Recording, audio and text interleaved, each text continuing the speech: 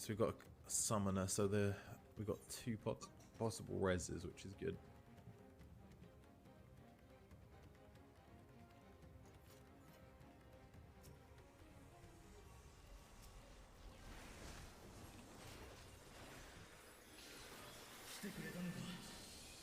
Friends, heed me. These are children of Thadnir.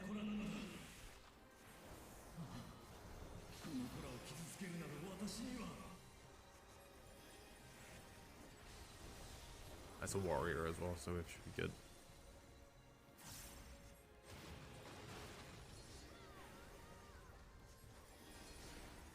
So we have one stack. We'll probably burn that.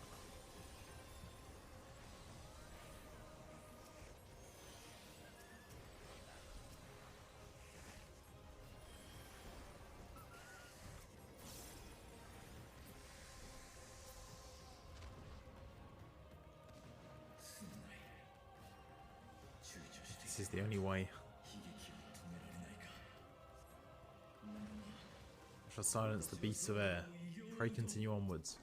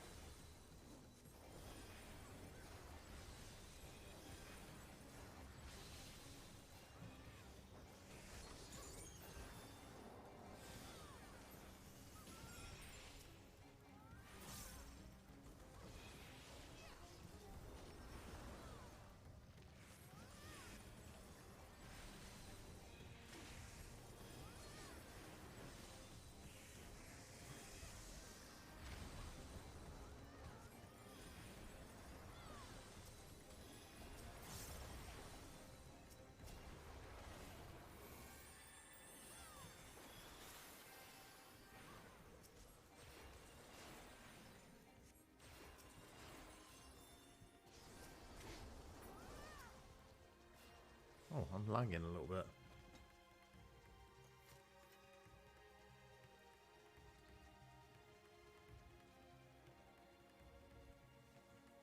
It's too late for us all.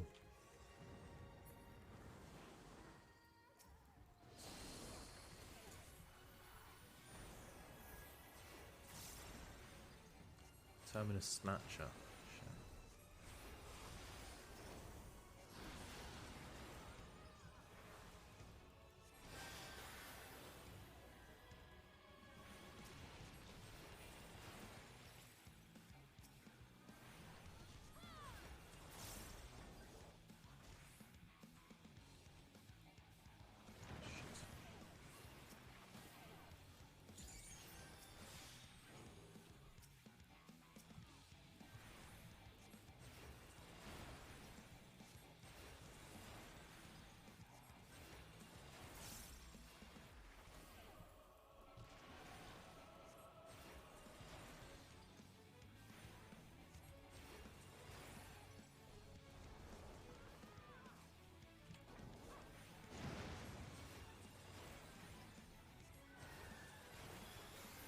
Right, so we've got Phoenix now.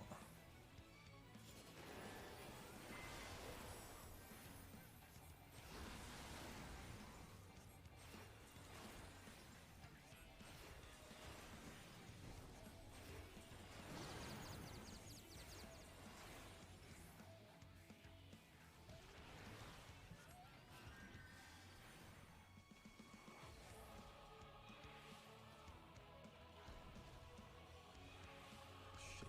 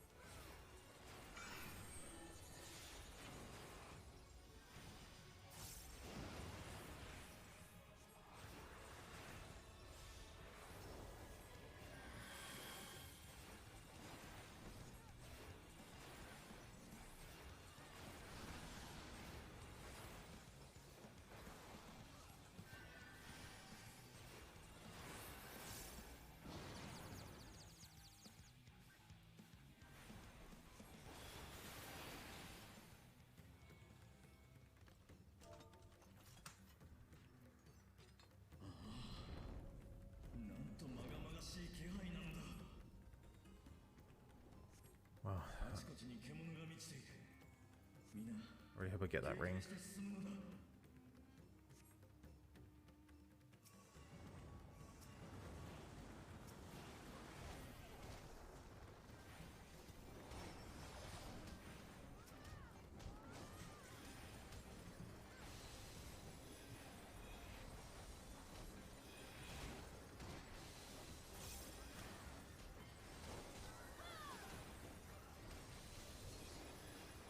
That with the that should keep him pretty damn well.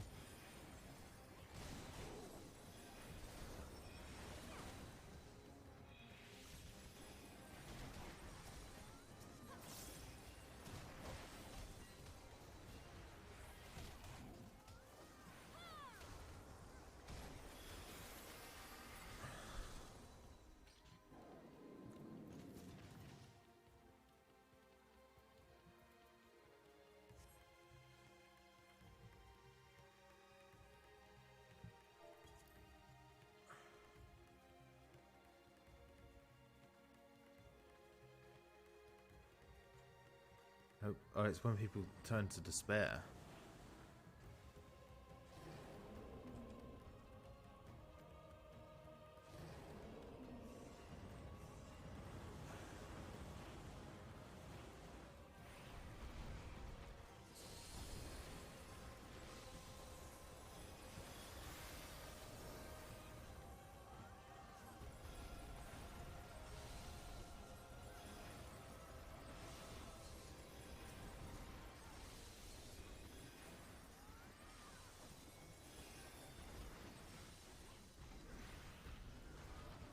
So when people fall into despair, they turn into abominations.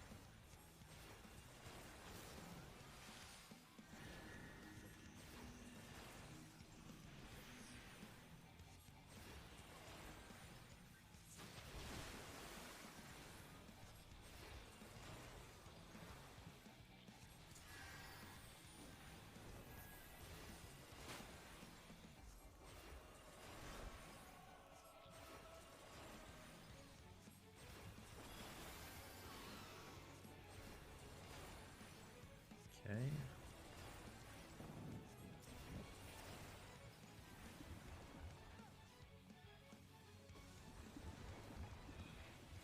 Fuck.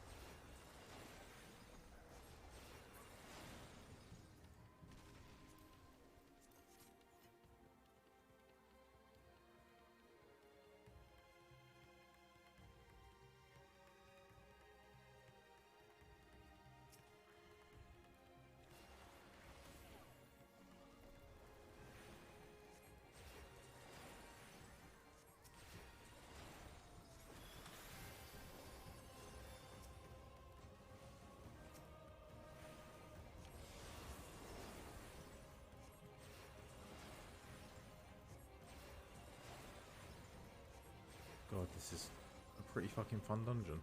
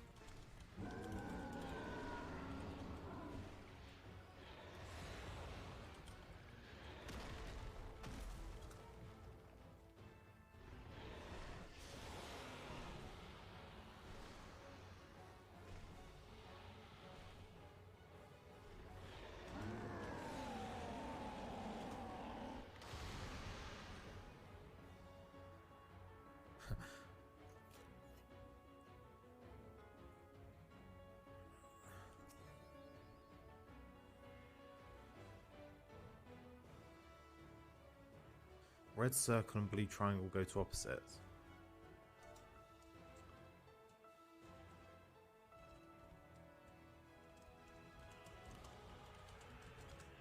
Right. Svarbanu. Red circle and blue triangle go to opposites.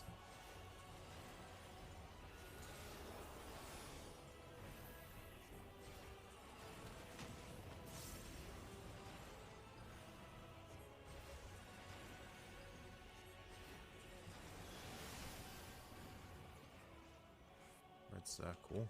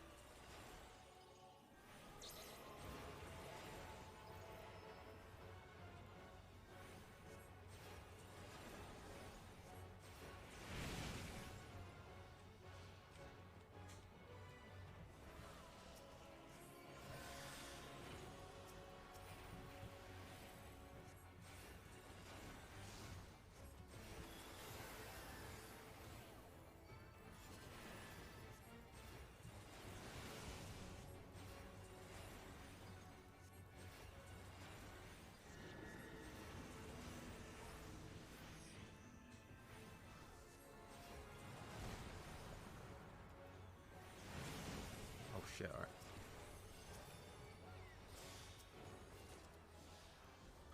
Brilliant, I got the choker.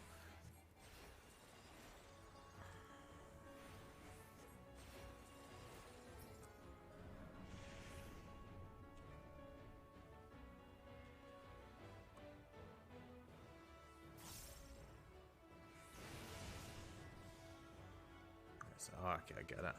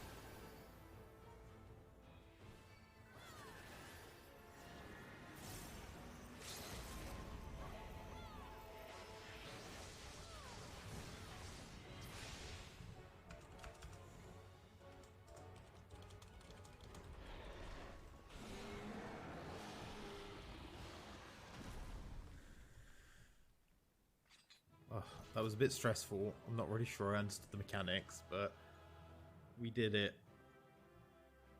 We beat the big boy. And here is everyone else. I also got some upgrades.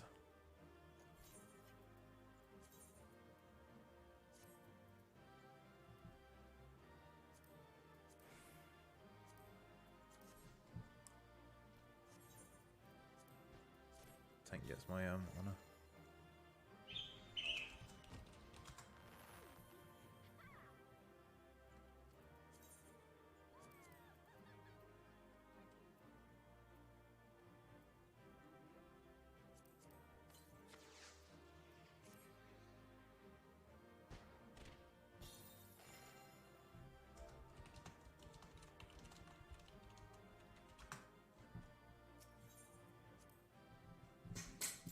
Oh, they were really nice people. They just wanted me.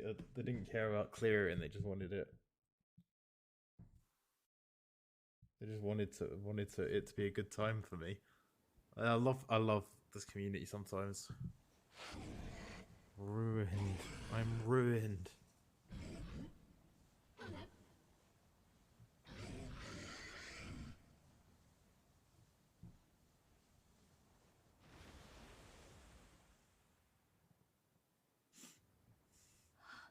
As I feared.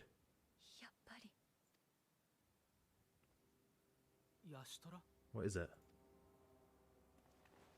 The beast there was there, and now it is no more, yes? Indeed, we saw it plain. But you didn't, did you? I saw nothing. Not the blasphemy that perished here, nor the other men turned beasts, and because of this, I now see it all too well. There is no Aether. Where the creature should be, I saw naught but emptiness. Emptiness, but that would mean... Recall the words of the Watcher. 'Twas a stagnancy of Aether, a cessation of flow leading to decay and absence, but led the ancients to conclude that their star was dying. This is the same phenomenon. The instant these people are seized by transformations, their Aether begins to rot and crumble away like dry mud. Until, from their corporeal forms to their very soul, nothing remains. But the beast spoke with its dying breath. Surely, at least a sliver of the man it was endured. Mayhaps so, but even if the process was incomplete, it was little more than a faint residue. Gods be good. You're saying they cannot be saved.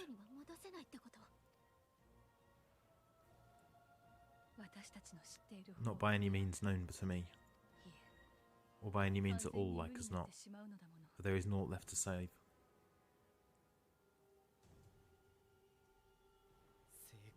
They return not even to the ethereal sea. How awful.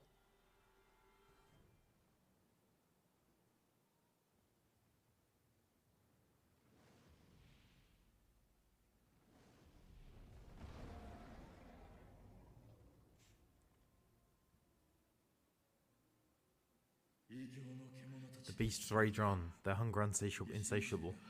Even deprived of their master, they perpetuate his legacy of hate.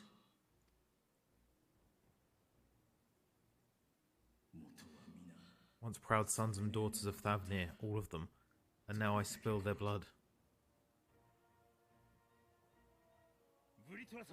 Ritra, my friends, I'm heartened to see you safe.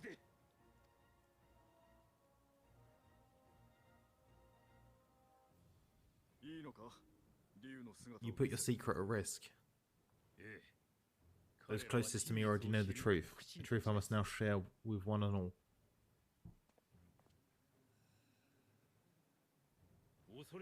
Vitra, calamity has come to Radzatan. Our fell nation is rent by screams and pain of pain and despair. More than ever, we require a strong leader to shepherd us through the storm. Reveal your true self to our people, Vitra, and guide us to salvation. What madness is this, Ahewan? Thou dost forget thyself. Were we to reveal our duplicity, it would do naught but foster confusion and chaos. Nay, I shall remain the satrap's loyal ally, and do battle with the beasts. Easing hearts and leading the people to safety is thy task, and thine alone.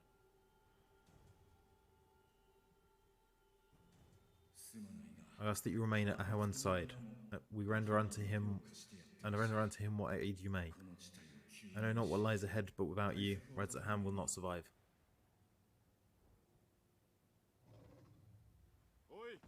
Take me with you. I am at home fighting in the air. I am as at home fighting in the air as I am on land. Take me with you. Were my words unclear, I require no assistance. Thy place is at Ahawan's side. Estinian, here.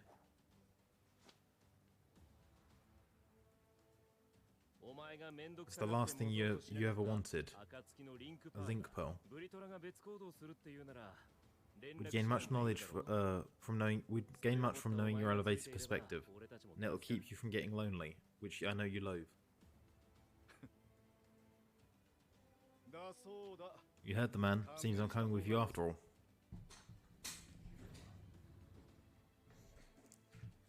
So I want to at least get to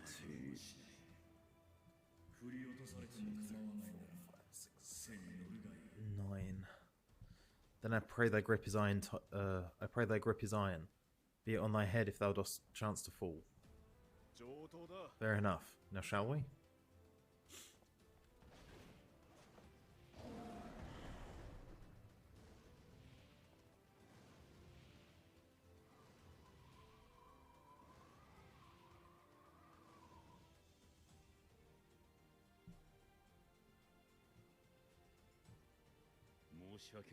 I fear it is as Vitra says, we will not survive this on our own, while I am loath to impose upon you again. I would insist if you did not.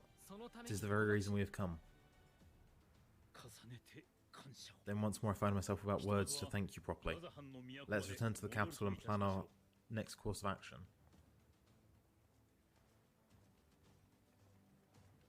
Roll quests.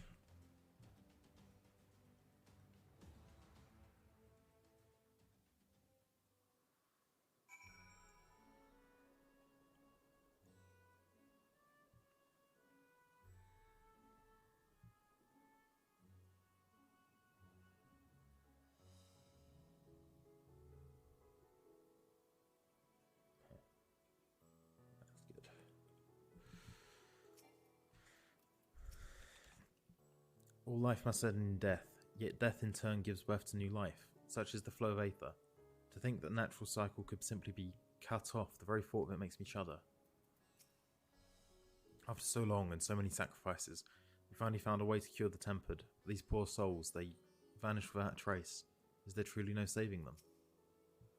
While Estinian and Vitra defend Radzatham from above, we on the ground must find a means to prevent these transformations, and soon. The stillness in the air puts me at ease. We must be wary. Worry not. I can see your Aether and that of our companions. We have not suffered the fate of those unfortunate souls.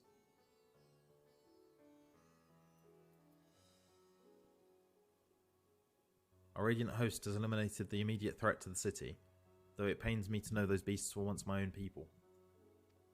There is no telling when or where the next transformation may occur. We must remain vigilant and steel ourselves for whatever is yet to come.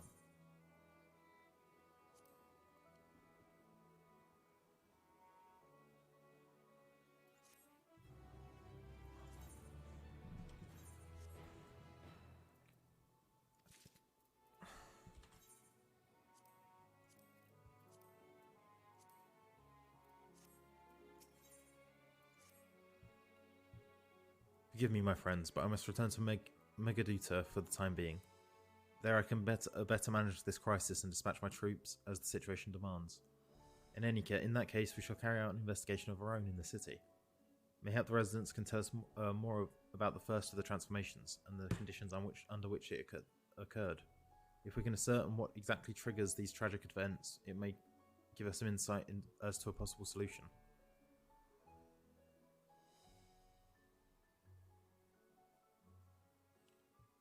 Time is of the essence. Let's sprint into 3 groups that we may cover more ground. Alice and I will see to Pax's path. Thancred and Yushala play make for Dharma. I leave Arthur to Graha and you, Pachaka.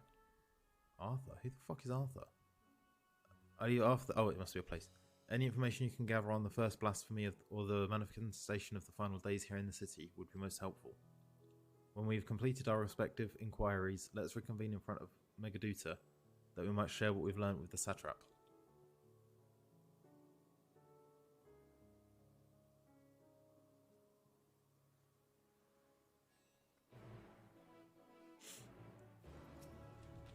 Shall we be off then? Arthur is home to the High Crucible of Alchemia, whose alchemists forged many of our warding scales. That seems as good a place as any to begin our investigation, don't you think? I have spoken briefly with Nuhadin, the chief alchemist there, on our previous visit. He should be happy to answer our inquiries. I know. He's following me. I guess there's no talky places. There's...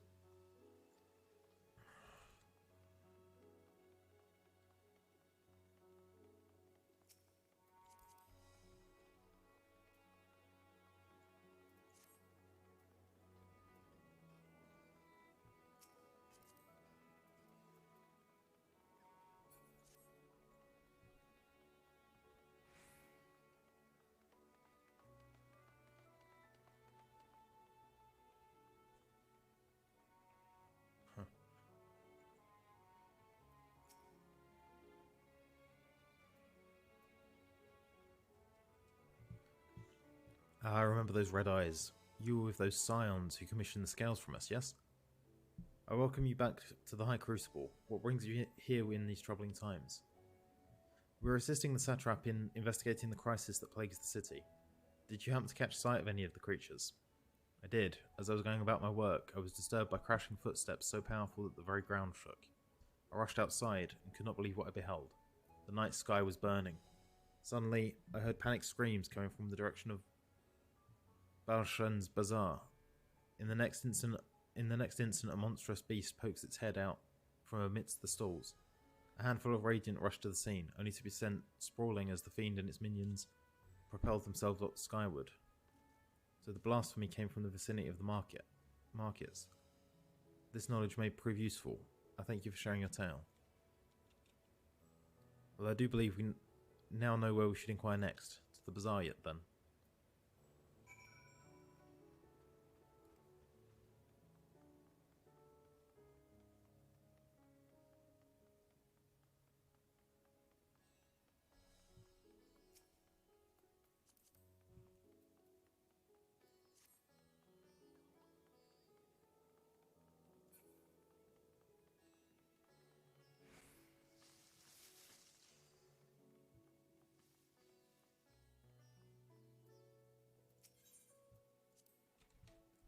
So this is the Thavnarian weave. I must say, it bears a resemblance to the traditional fabrics of Corvos. Small wonder, given that it's just across the water. Not that I am much of an expert in Corvosi culture, of course. I've not had the occasion to visit my ancestral home since coming to Sharlayan, and like as not, I will never reside there again. That said, in recent days I felt more acutely aware of my heritage, and grateful for it. It is thanks to my forebears that I inherited the Royal Eye, and with it, the wisdom of ancient Alec. And so, well, I simply hope that our countrymen are safe. And one day, when the calamity is but a memory, I would like to see Corvus again, if only once. Forgive me, but my shop's closed until further notice. Needless to say, with more pressing concerns these days. We have come not in search of wares, but information concerning the enormous fiend that tore through the bazaar. Did you perchance witness anything? Afraid not, my friend. I was here the whole time, so I only saw its little minions. Made a mess of the place, they did. While that was going on, the great big one tore through the west side of the bazaar. You'd have better luck asking there.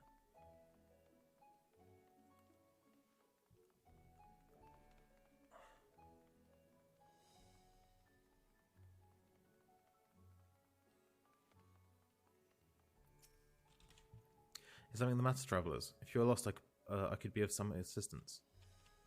Your offer is much appreciated, but we are not lost. We are not lost, but we are in need of information. Might you know anything of the gargantuan beast that rampaged through the bazaar? Aye, I saw it all, though I wish I had not. I was going about my work when all of a sudden a piercing scream cut through the air.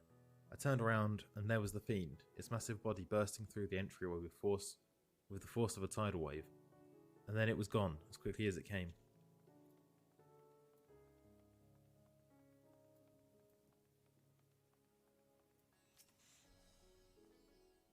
Sisters, have mercy. What is happening to the world? What am I to do? Is nowhere safe? Settle down, friend. The danger is past, at least for now.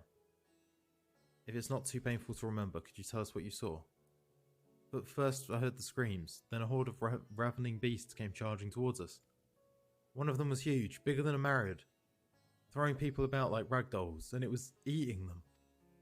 I hid under the counter, saw others do the same. But the shrieking and wailing kept getting louder, more voices in the throng. Beasts or victim, I couldn't tell. I knew not what was happening, and I still don't. That's enough, my good man. You were brave to share with us your tale.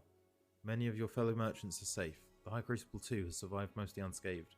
Pray stay close to your friends and loved one, and rest your mind and body while you are able. I suspect that this is the most we can expect of the people here to tell us. I think it's best for we find a place outside the bazaar where we might rest and review our findings.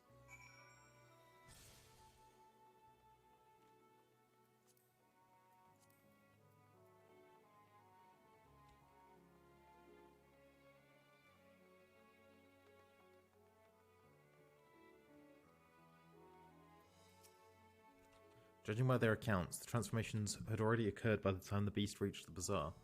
It tore through the west side of the bazaar and headed towards the Aetherite Plaza. In other words, the blasphemy may have first appeared in this vicinity. That being the case, the people in the Mayhem can surely tell us more.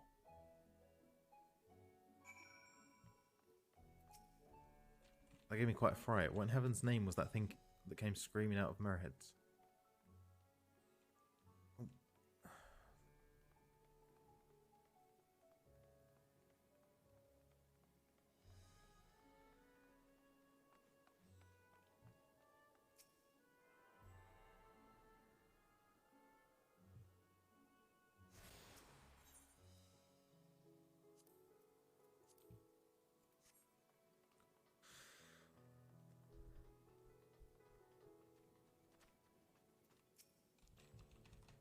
Going after that enormous beast, are you?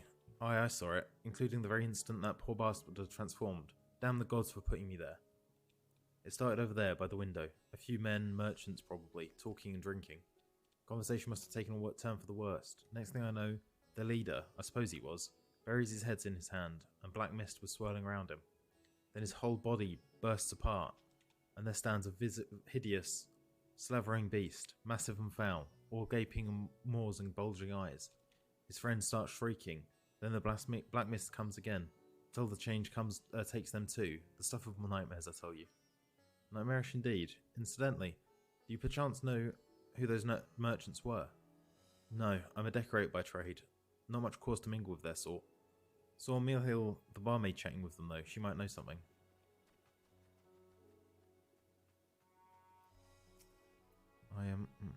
Oh, pardon me, I was just... Anyway, take a seat wherever you want. We're open for business, as per usual.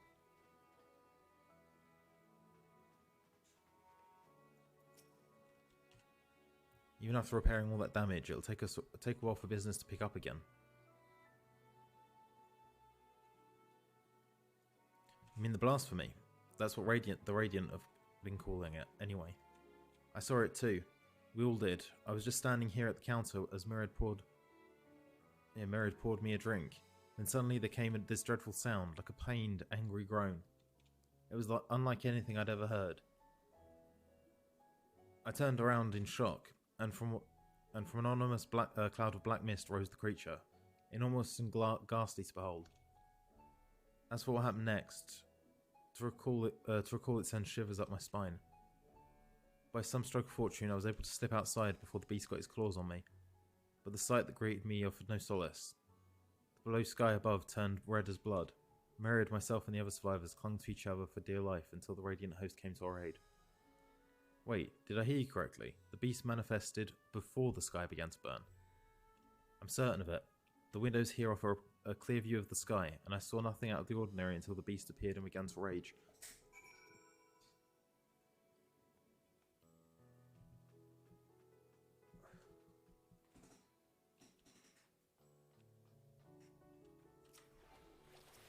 That's thin air.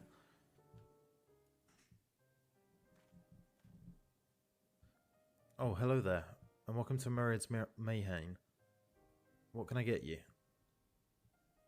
We've come not for libations, but rather for information. You're Mihil, yes? We are investigating the so-called blasphemy on the satrap's behalf. We hear it was one of your customers, a merchant that first underwent the transformation. What can you tell us about him? He was something of a regular here, especially of late. Kalzal was his name. He ran his own consortium, dealing primarily in exports of Thavnarian specialties. It's through him we met Matsya.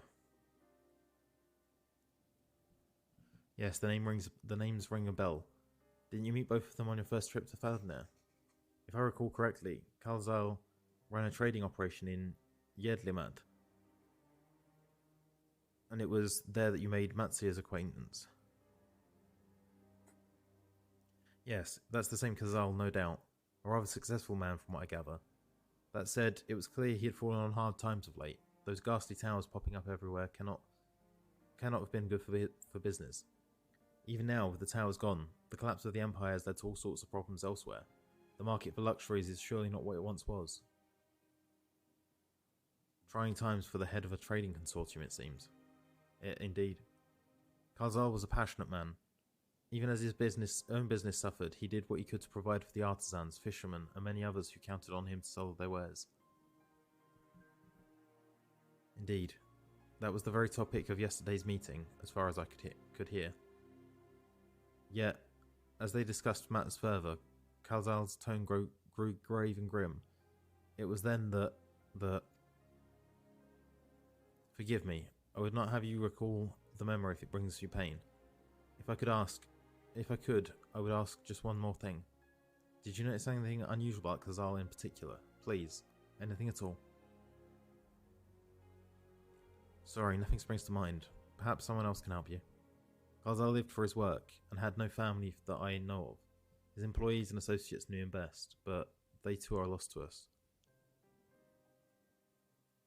Still, perhaps his neighbours know something I do not. I can direct you to them, if you believe it would help. What'd you say?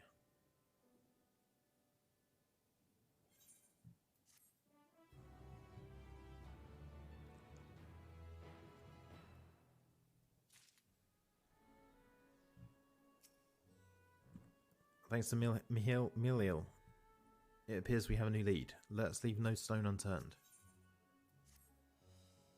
Kalzal made his home in Kama, a nearby residential area. From what I can gather, Kalzal lived there since childhood and was known throughout the neighbourhood. Kama, the name is new to me. How do we get there? I'll write down some directions. I cannot promise you that you will find what you seek there, but if nothing else, it's a start. Come on, let's see where this lead takes us. Yeah, I know grass.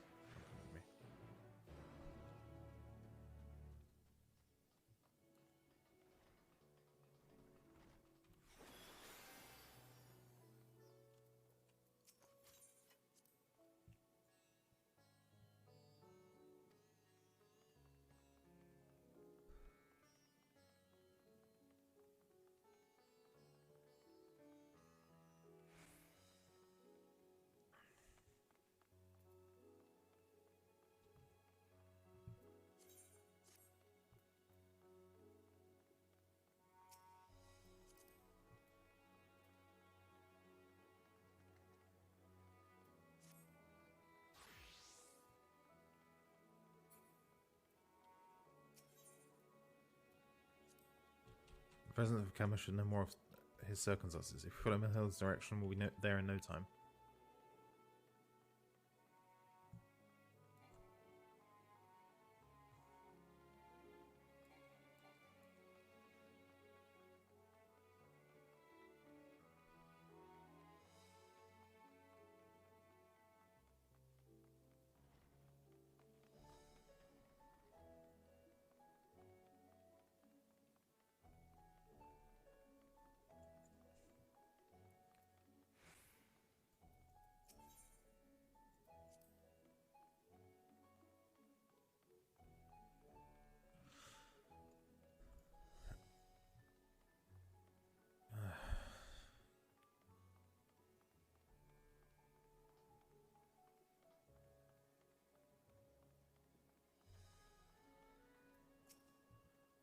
Ah, this must be Kama. We've arrived at last.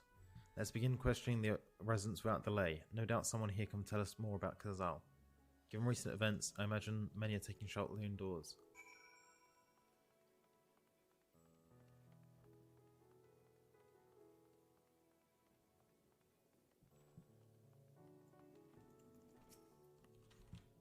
Kazal, you say? Yes, I've known him since he was a boy. If there was ever a man who was born to be a merchant, it was him. Always early to depart and late to return, he'd spend his days procuring the finest wares and seeking out winning customers. You could say it came to him as easily as breathing. Sadly, business was flagging of late. No surprise, really, with how dangerous travel has become. He was cooped up in his house from dawn till dusk the other day, no doubt racking his brains for a way to turn his fortunes around. Then at night, I heard the door open. I looked out to see Kazal sitting on the bench, his head hung low, a man with the weight of the world on his shoulders. I see. The situation must have been quite dire indeed. Did you notice anything else out of the ordinary?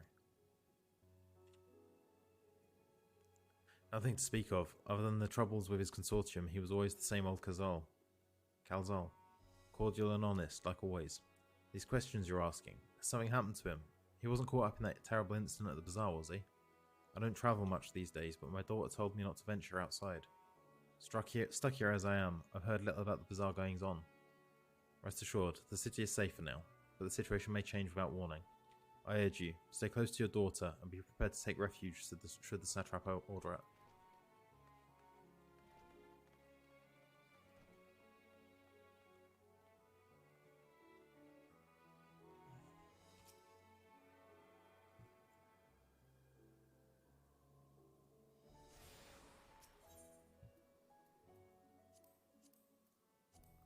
The High Crucible's like the last one I need.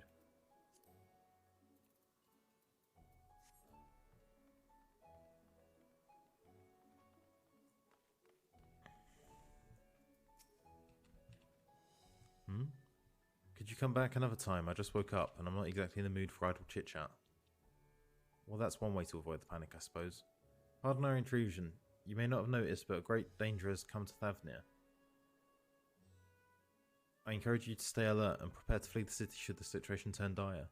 But before we leave you in peace, pray, allow us to ask you a question or two. Did you know that a local merchant named Karzal? If so, did you notice anything unusual about him recently? Karzal? Oh yeah, I know him. In fact, we spoke just the other day.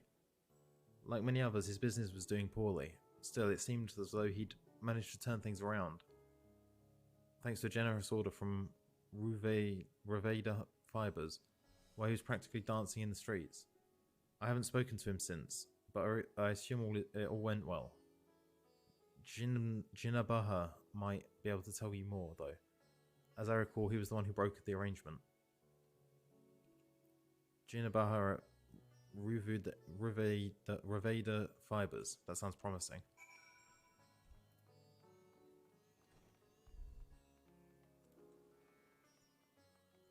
You can actually get to the airship landing pretty easily from there.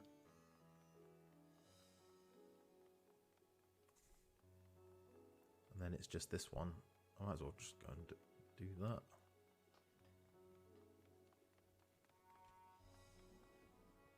Oh, fuck. Well, that wasn't what I meant to do at all.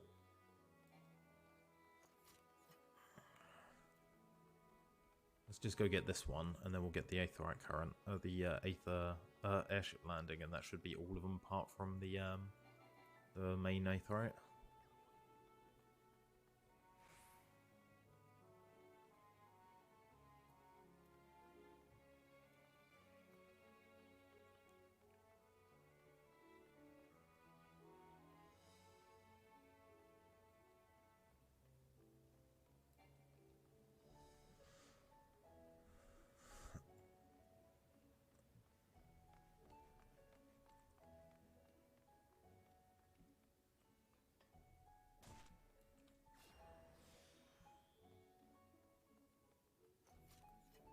Kunta. Serpent's Root, Aether Sand. We're running low on practically everything. If we don't find a way to procure more and fast, we'll be unable to fashion the medicines the people need.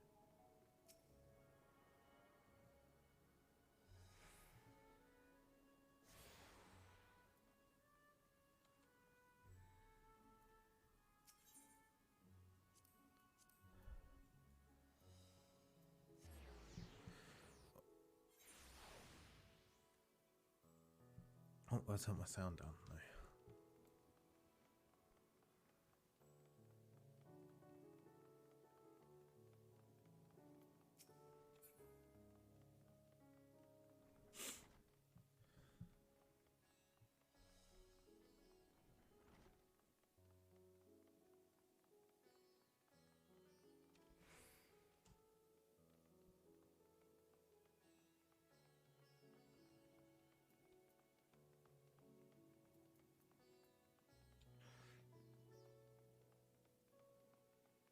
Oh, hello, fairy.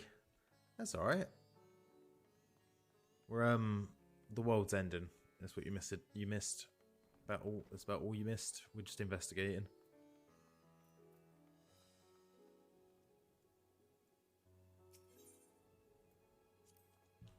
If I'm not mistaken, these stairs lead to the Dharma. It is quite the sight, the red sky above. During the final days of yore, the heavens burned and the stars fell. Creation magics ran amok. That was my assumption when I saw Amarot.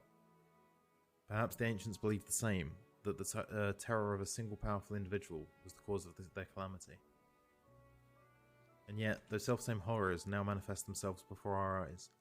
What could it be that sets the heavens aflame and turns ordinary men into beasts?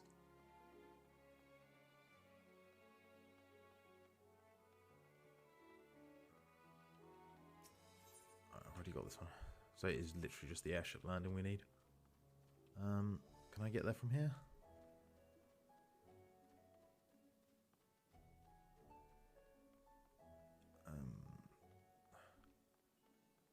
Yeah, it looks like it. They're farming silkworms. This must be Ruveda fibers, where we should find the name which I cannot pronounce.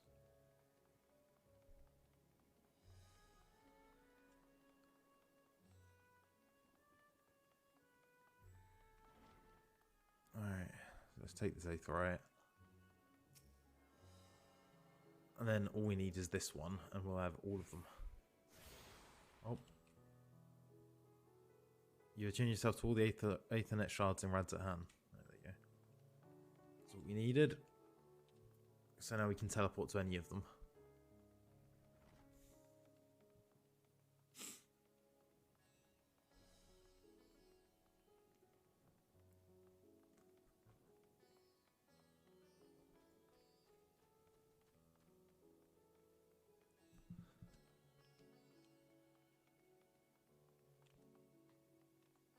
Jinaba.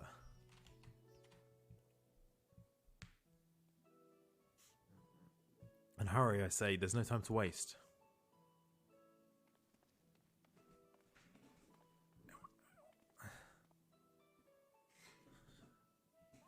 Pardon me, but you're in charge of buying and selling here, yes?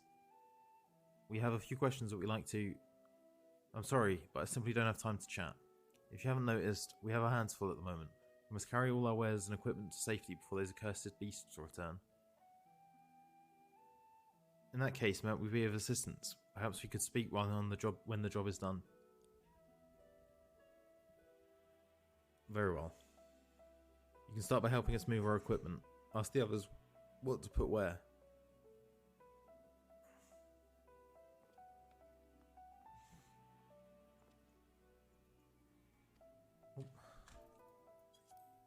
And you can carry our fabrics.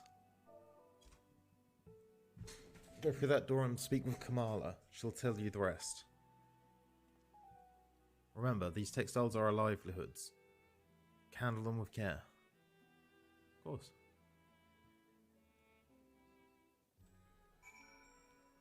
Was it this door? Yeah, I think it is.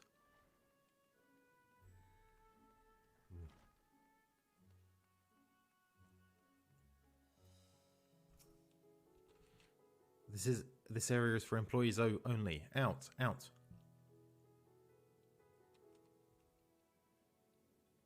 YMCA hat. What's that? You've come to help. Oh, praise be to Mindruruva. Kind stranger, I welcome your assistance. On your way here, you passed 3 storehouses, yes? I'd like you to carry that small cake to Nabrifal by the storehouse near the hatchery. The crate of clothing is for Manhuna, and the massive crate there goes to Zenmira by the middle storehouse. Watch your back with that one. Those are all the crates we have ready. Once they're delivered, consider your work complete. Wait.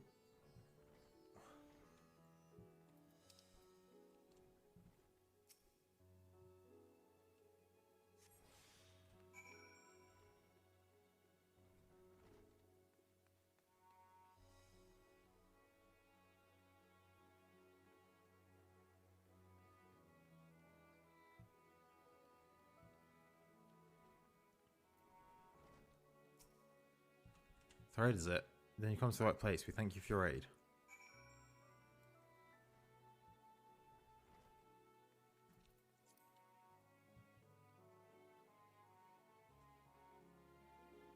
Crate of clothing for Manhuana. Oh no, I've gone to the wrong way.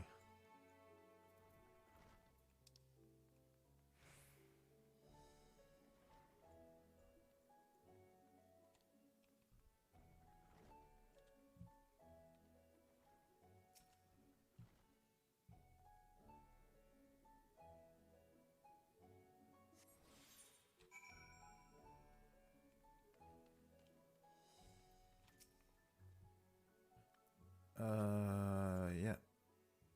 Alright, nice. And the heavy one.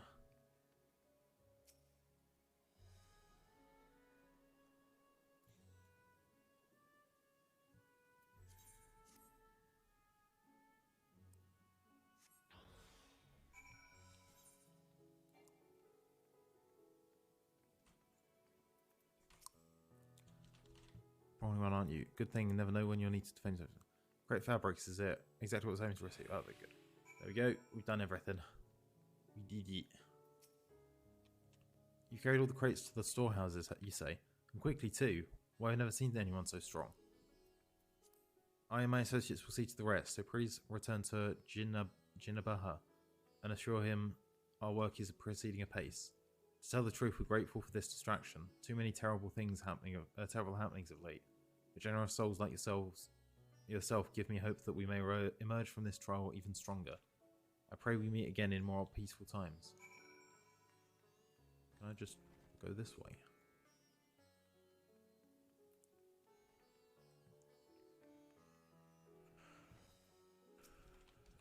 Done as I asked, have you?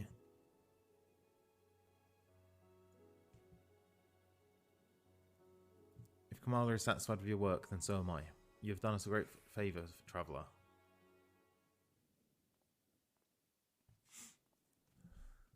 I too have delivered the instruments and apparatuses entrusted to me. You both have my thanks. With our wares safely stored away, we'll not use any more to those fiends. I take it that your establishment did not escape the attack unscathed. We did not. Thankfully, most of our workers had already left for the day, but those of us still here saw it all. We looked to the burning skies in confusion, and then, before we could even begin to make sense of it, a hideous creature burst through the doors, shrieking. We ran for our lives, but one of my colleagues was not so fortunate. He cried out, a scream of such agony, such terror, and in the next instant, he too sprouted fearsome claws. The sight of it caused another fellow to panic, and then he too transformed.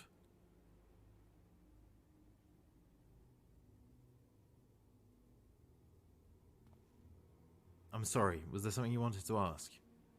Indeed. You knew the merchant Kalzal, did you not? I believe he has some dealings with your establishment.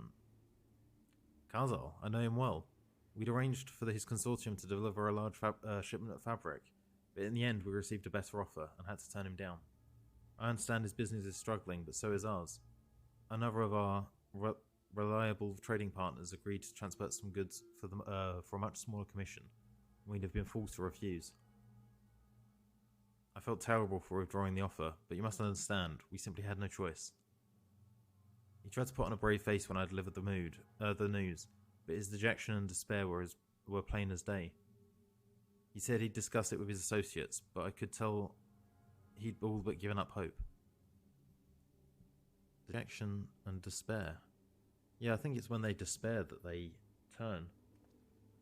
You remember what we saw in Vanaspati, yes? Soldiers and jungle dwellers pushed to the very brink, turning into beasts one after the other. It would seem that the same phenomenon occurred here. The poor craftsmen attacked by the fiends, as well as those who witnessed it, all undergoing the change. I suspect that began with Kazal. By all accounts, it was he who suffered the most from the most profound and piercing despair. Wait, could that be it?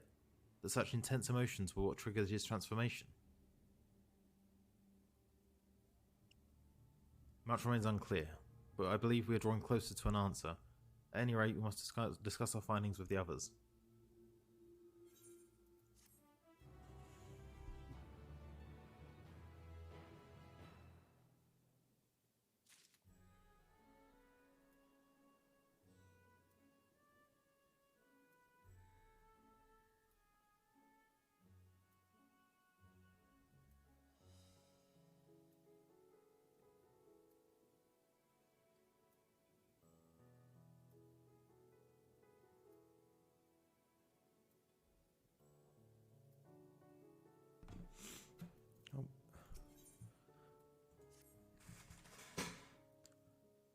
We were to reconvene with the others in front of Megaduta, were we not? That should be just outside. With any luck, they will have returned with from their own investigations. My friend, we must take our leave. I pray your establishment is spared further tragedy, but remember, your lives are far more precious than any wares. If you are ordered to flee, do so without hesitation. Indeed, I thank you for your concern, and pray you two take care as well. I need to go up anyway. I could change my clothes. I've got enough glamour prisms.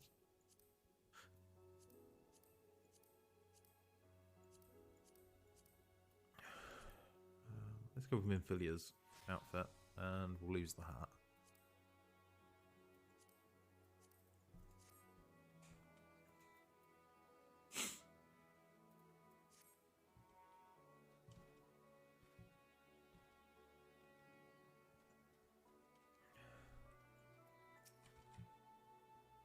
Finished rounds, I'm ready to share.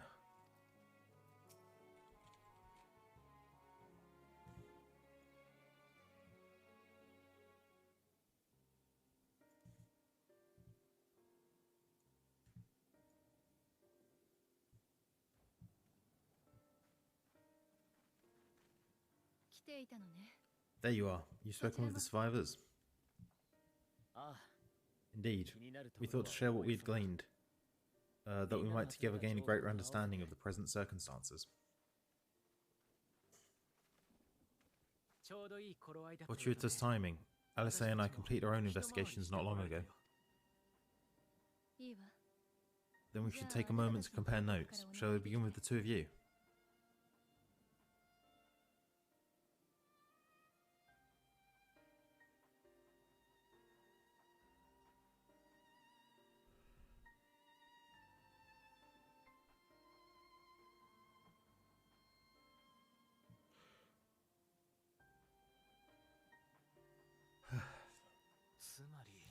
So the merchant Kazal was gravely concerned about his business in the days preceding his untimely end.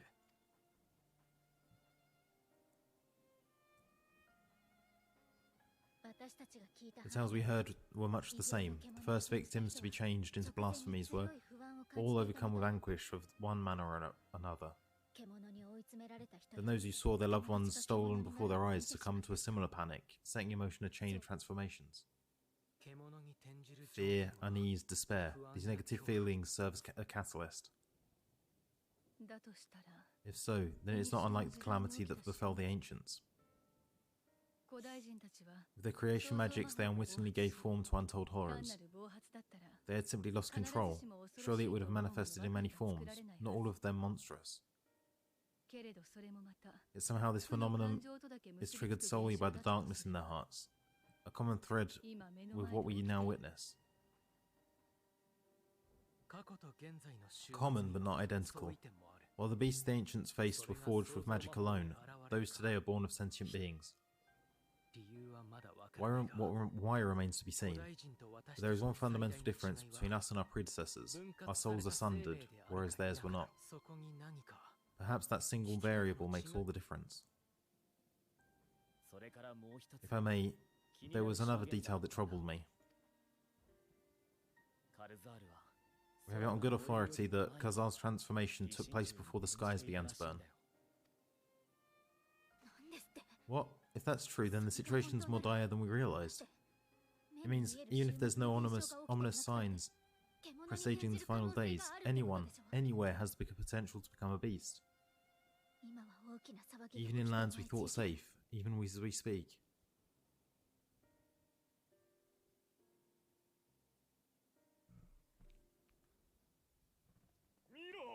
Look, it's the satrap.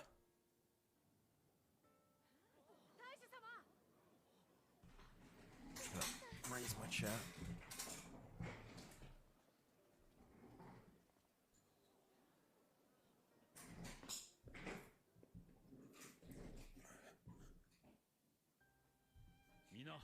My countrymen, I am relieved and heartened to see you safe and strong.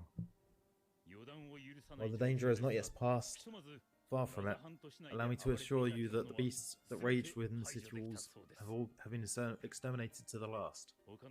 Outside this sanctuary, the brave men and women of the Radiant Host and our dragon ally continue to battle our unholy foes. I pray these tidings put your mind at ease and help you calm your hearts. Have faith that we shall soon conquer this terrible trial. Your Excellency, is there any word from Palaka's stand? My grandson was bound for there yesterday. I worry for his life. We are still awaiting a report, but I promise you, as soon as we have aught for us to share.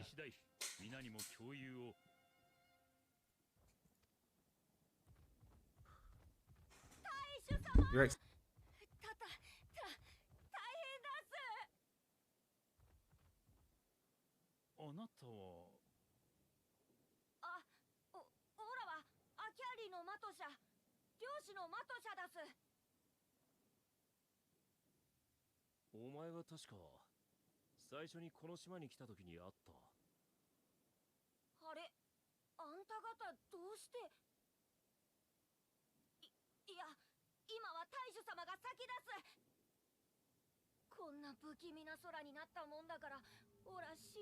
When the skies turned red, I set off for Palaka's stand, fearing for the safety of a friend. Sorry, I muted my mic there for a second.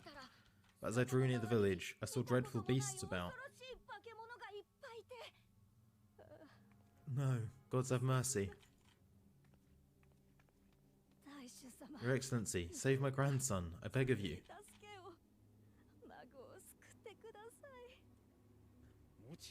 We'll spare no efforts to save all we can, but you must remain calm. Calm?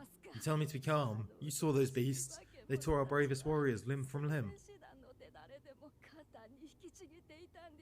Don't give in. What if we're too late? If they catch him, sink their fangs into him. The fangs, the blood, the screams. Get away from her, now.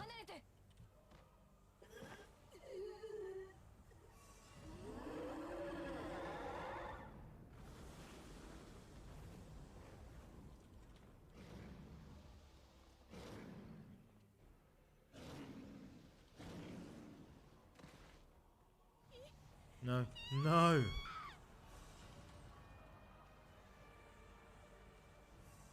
Holy shit, this is really bad.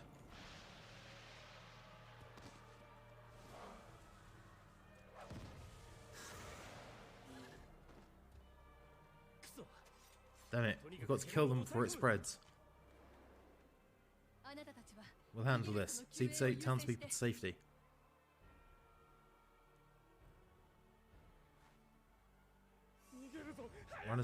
Run as fast as you can.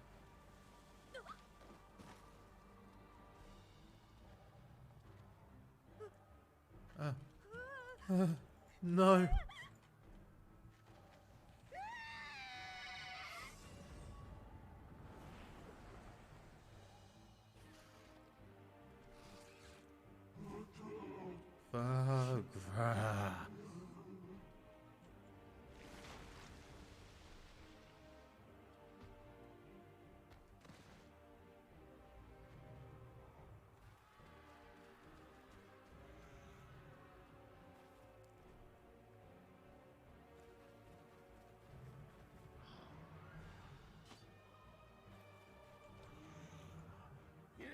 They are ugly sods, aren't they?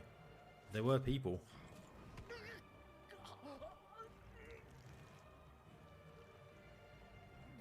Vitra, our people. You must save them. No, no, no, no, no, no, no, no, no, no.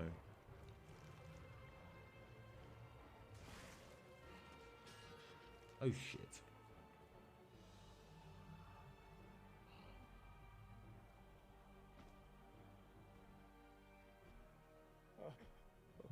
My son. He satrap. Enough. You must run. For your sake and theirs.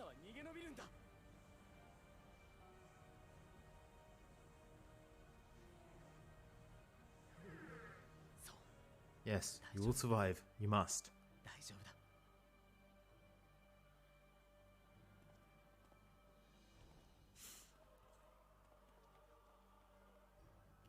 Good job, Graha.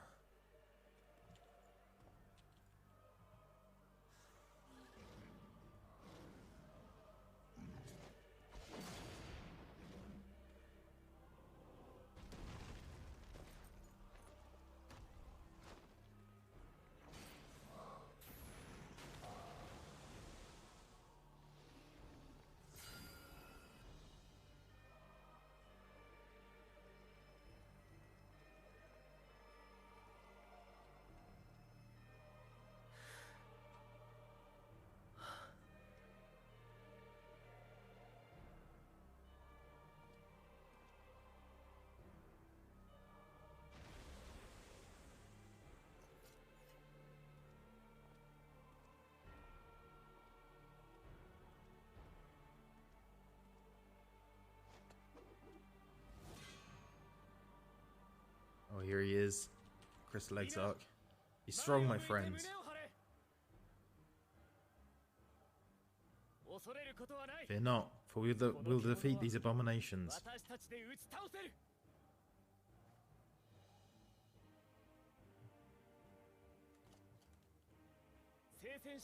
Brave men and women of the Radiant Host, lend your Stoller and Thancred your aid. Let not a single beast escape. The rest of you, flee this place. Carry the wounded if you must. Head indoors or underground.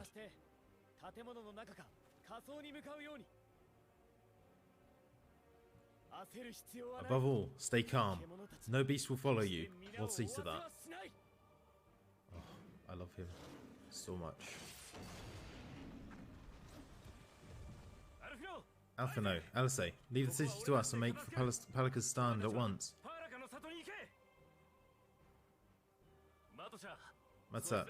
Mattia, show my friend to the village. I promise you, they're more capable than the host's finest.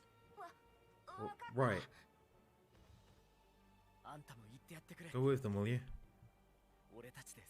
We'll save these people, as many as we can.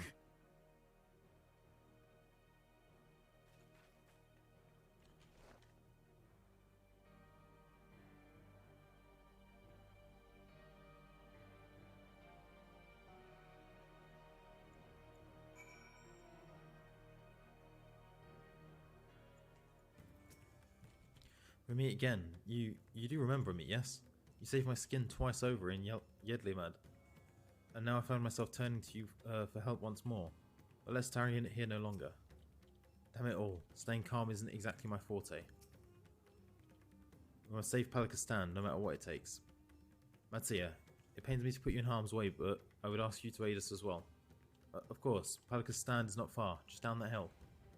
But as I've told His Excellency before, the path was blocked by terrible creatures. I had no option but to turn back. In that case, this is what we shall do. Chaka, I ask you to take the lead and dispatch any beasts you encounter.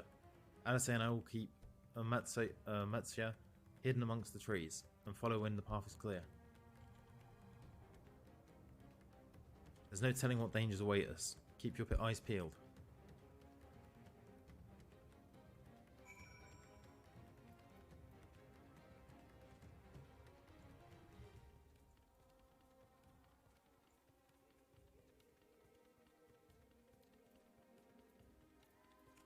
Get nuggy, you know.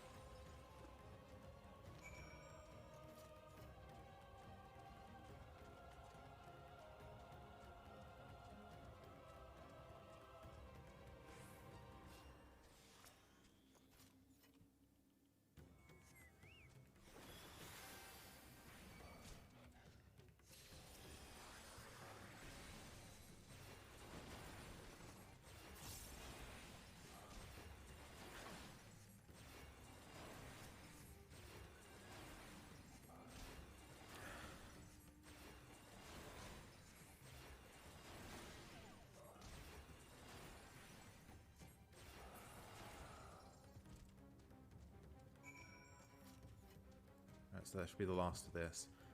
I've got a sneaking suspicion this might be an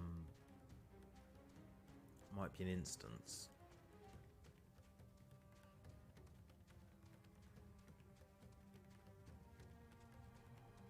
Right, so first we're going to go and get this aetheryte.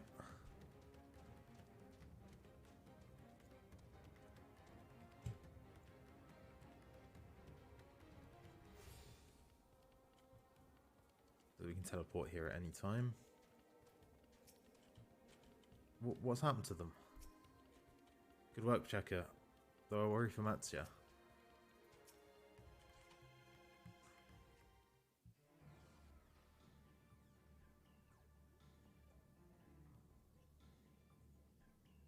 It cannot be.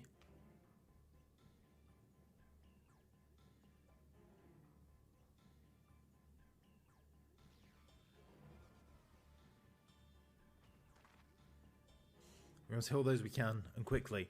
I see no beast, but stay on your guard.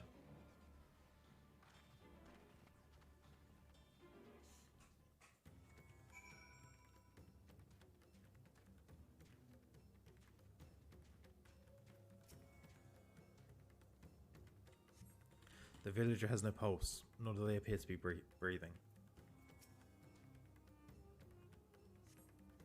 The cooling body has already begun to stiffen.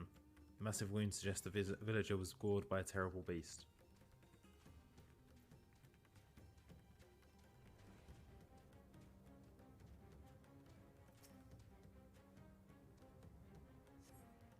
The villager's injuries do not appear to be life-threatening. He does not respond to your efforts. His breathing grows more ragged and shallow, and his vacant eyes are those of a man who has lost the will to live. Even if I wake, the nightmare goes on. No, leave me to sleep. You call out, but the man does not respond.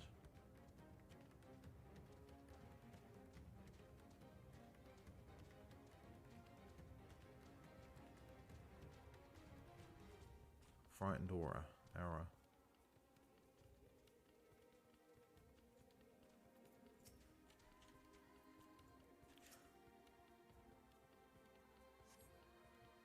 Have you come to help us? Too late, too late. My family, my friends.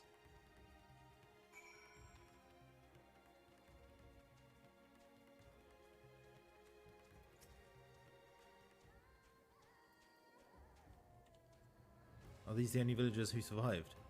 I can only hope the others managed to flee. But if the rest have been turned into beasts by the 12, let's do what we can to see that the damage spreads no further. And no matter what comes, we must keep our spirits high, lest we ourselves suffer a similar fate.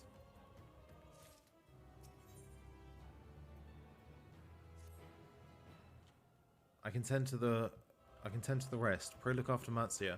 No doubt what we have seen here weighs even heavier on our hearts than on his hearts than ours.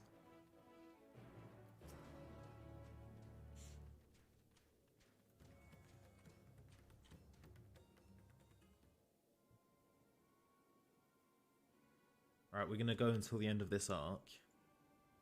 And then we're going to stop. So probably about another half hour to an hour. Okay, Pachaka. Oh, Pachaka. This is Uravet, the elder here. He is hurt, but praise be to the sisters, he still lives. Young Matsuya here has told me everything. I have not the words to express my gratitude for your aid. When the heavens began to burn, we were afraid, but did our best to carry on as we always have done. Until today, when those unholy beasts came pouring into our village, a flood of midnight and death. There are no words to describe what followed. Men and women I have known since they were babes struck down by the creatures, only to rise again to join the murderous horde, in the guise of those same hideous fiends. In the chaos, a handful of our villagers fled for their lives. I can only hope they have found their way to safety. Matsuya, do you perchance remember Karasef and Medvan, the young couple who always bought your precious catches? How could I forget, Elder? When I first came to peddle my wares, desperate to eke out a living, they showed me such kindness. Others shunned me as an outsider, as is their way. But Karasef and Medvan bought my fish and sung its praises. They turned my fortunes around. Alas, I fear they are in terrible danger. I saw them running towards Agama Temple, one of the beasts in close pursuit.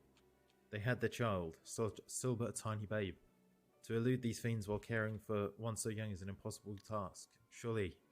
I beg of you, go to their aid.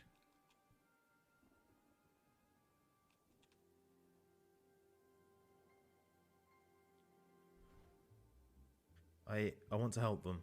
Yeah, I am but a fisherman. I cannot face beasts on my own. Will you come with me? Of course. Oh, thank you. Aguma Temple lies to the west of here. We must hurry.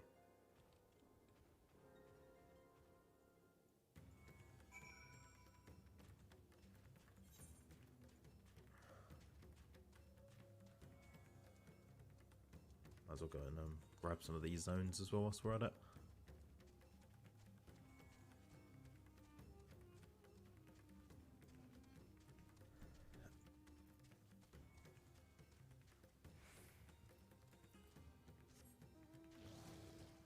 Oh, we get to hear what angels wake me. That gorilla. Ufiti.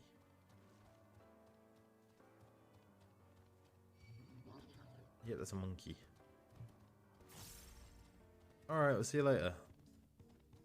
Hope you enjoyed the bit of stream you saw.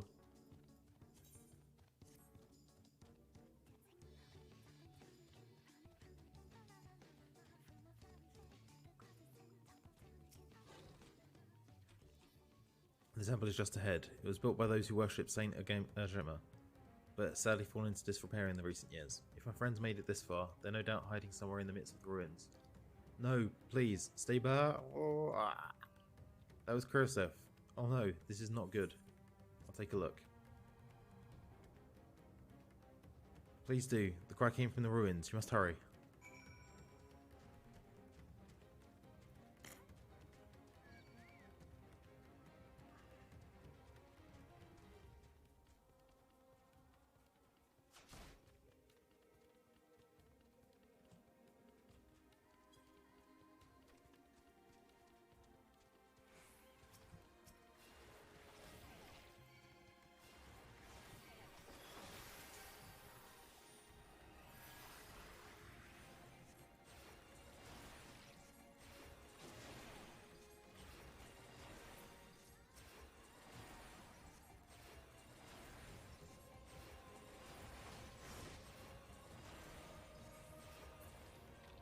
Alright, good.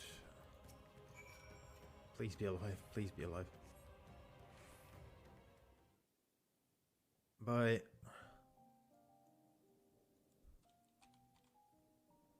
The man lies motionless on the ground, bearing a grievous wound. I'm sorry, Pachaka. I tried to stay behind, but I couldn't.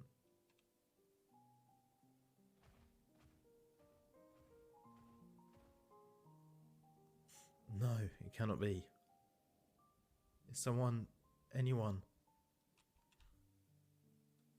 arms so heavy, and my legs. I can't feel my legs. My wife fled with our daughter. I need to find them. I need to be with them. I need... Karasef, no, Karasef, you must stay strong.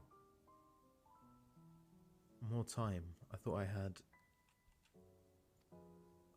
I don't want to die.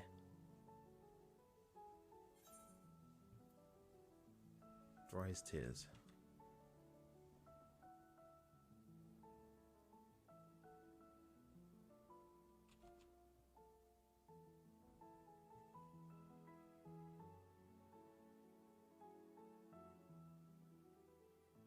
Thank you. Please find them.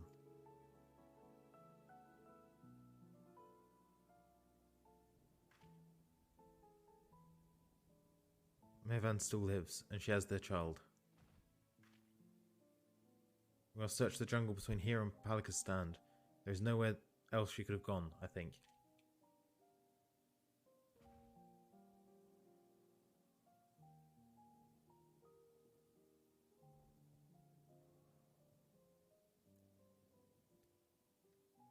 Forgive me, Karasef.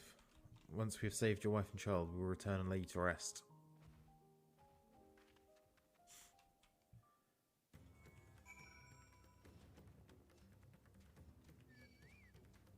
Fuck off, Lima. We've got bigger problems.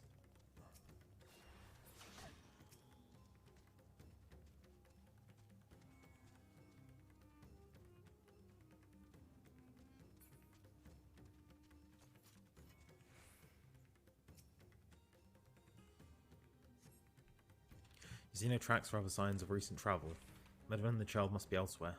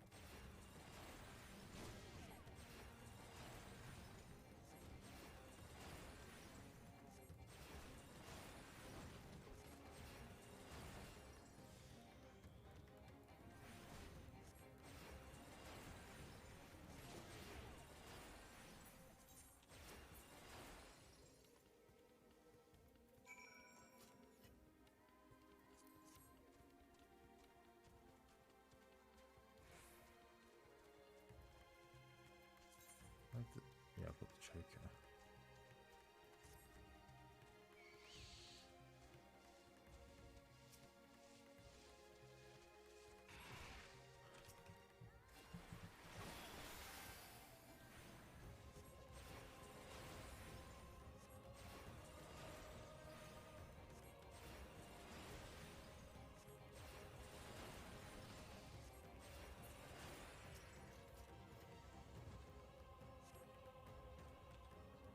If Mevan and her daughter came through this area recently, you see no evidence of their passage.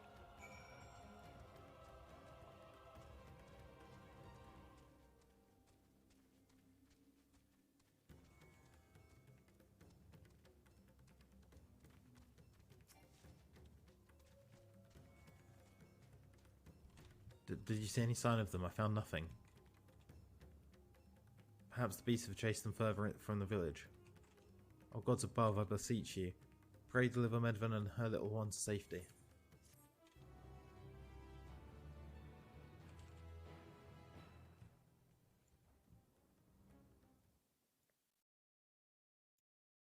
Meanwhile, in the skies above Thavnir.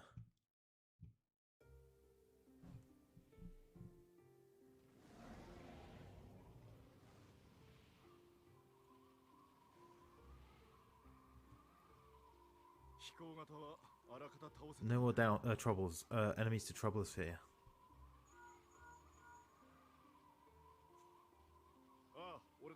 It's me. How far fare you below?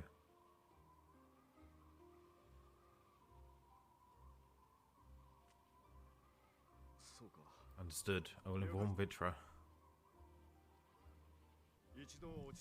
Chaos and panic sweeps Radzatan, and many more have succumbed to the transformations. Amid the fray, Ahwen fell, protecting a grief-stricken father.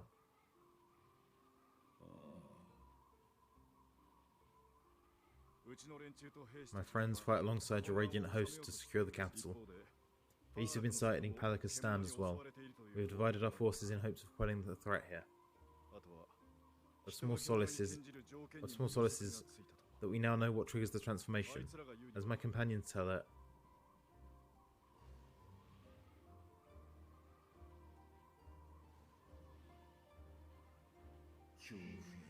so it is the very fear and despair in their hearts which inflicts this abhorrent punishment upon them.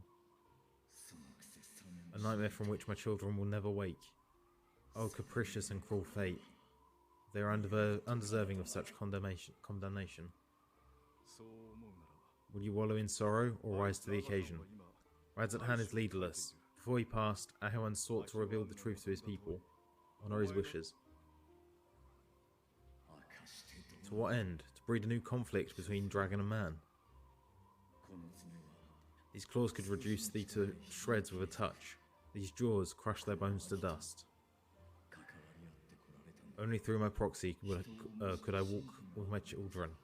Without him, I am a bringer of fear, no different from the beasts which beleaguer them. Perhaps so. Only in death were Hresvelga and Shiva united. Indeed, whenever a man and dragon have come together, death has ever been the inevitable result. It was our fear of your kind that sparked a nigh endless war. Fear and hate, of which Nidhogg drank deep as he laid waste to my homeland. And in turn, I took revenge on his brood. I took my revenge on his brood. Blood for blood, pain for pain. I thought nothing of theirs, only of mine. And yet, were the chasm between us too vast and too deep, Hresvelga would not have borne Yessel to battle and our rescue. He would never have entrusted a mortal champion with one of his eyes, and the Dragon Song War would still rage on. And I would still wage a never-ending war of violence and vengeance, the future of our star be damned. I cannot speak for Ahwan's greatest goals, yet I know that he served you, served your people, long and true. In this time of unprecedented crisis, he turned to you. You could do worse than to place your trust in him. It will not be easy, but the future of Radzatan hangs in the balance.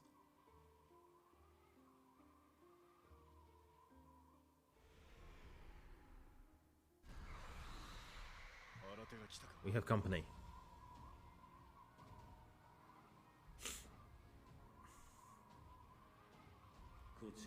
I am ready.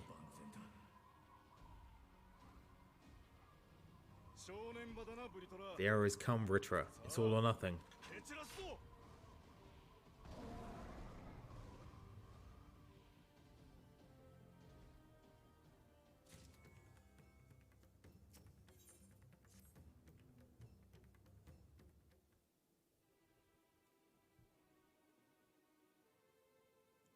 If Medvin fled deeper into the jungle, she and her child are in grave danger.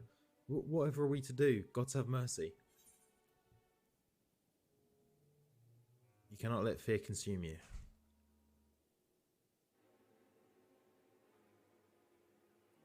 Fear consume me? What are you talking about?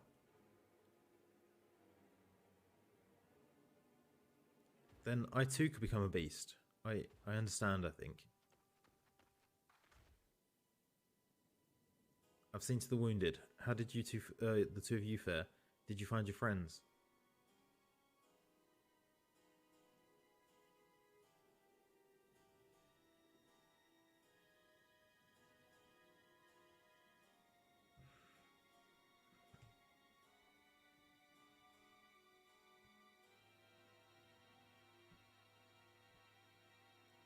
I see. In that case, let us help you find the mother and child.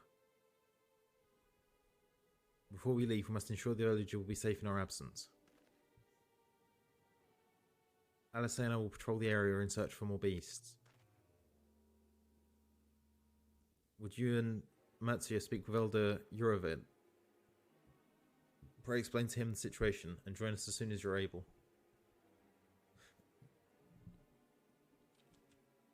We will save Medven and her child. We can do that much for Karasaf.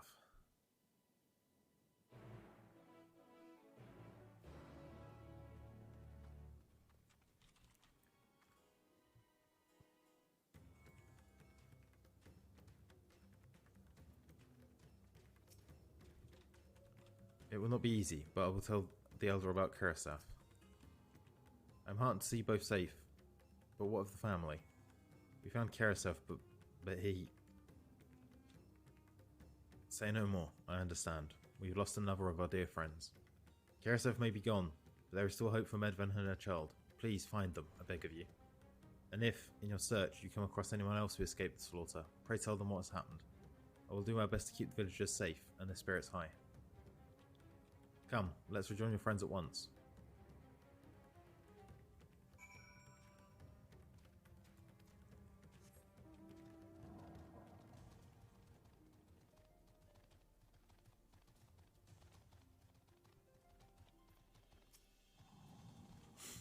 Where might Medvan have run off to? Think, Mazoya, think.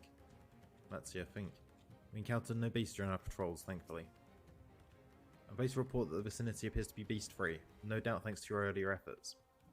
And with that, let's resume our search for your friend and her child. Where shall we begin, Matsuya? If you follow Xiroda south, we will arrive at Perusa, a temple. It is a sacred place where people go to commune with the divinities. It is possible that Medvan sought shelter there, and perhaps other villagers as well. Then it's settled. Matsuya, stay close to me, alright? You two take the lead. I'll keep an eye out for beasts and anyone in need of help. Very well. We make for Perusa, as quickly as possible, with me.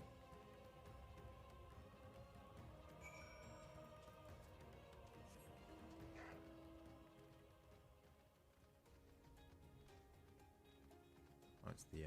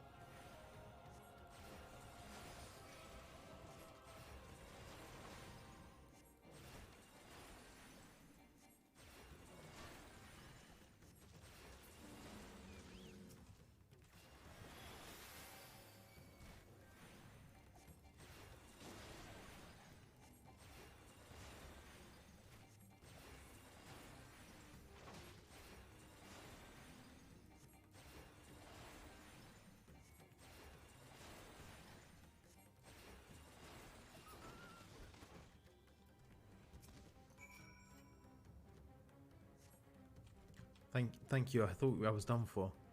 Huh? Medvan, she's a friend of mine, but I have not seen her. She must still be out there somewhere, trying to avoid the beasts. With her child, gods. Worry not for me, I can make my way back to the village on my own.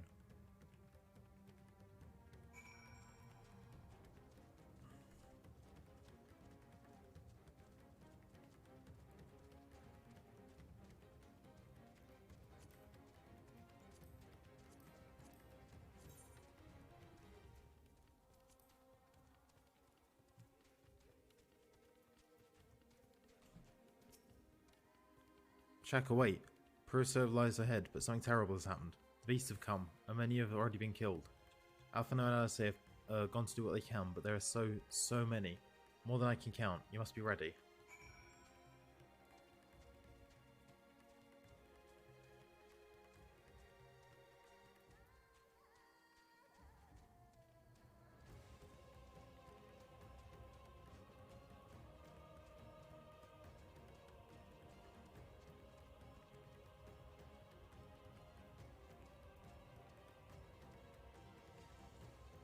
No, gods have mercy.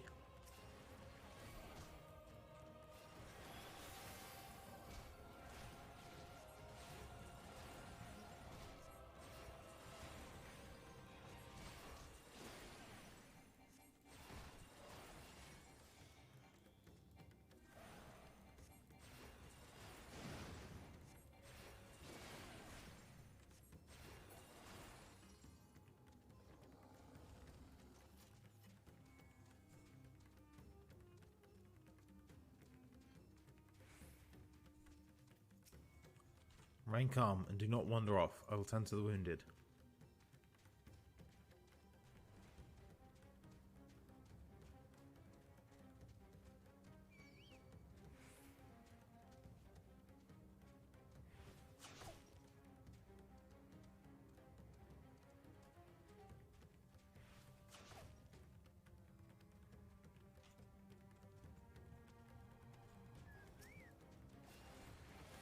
For the gods, say something, please.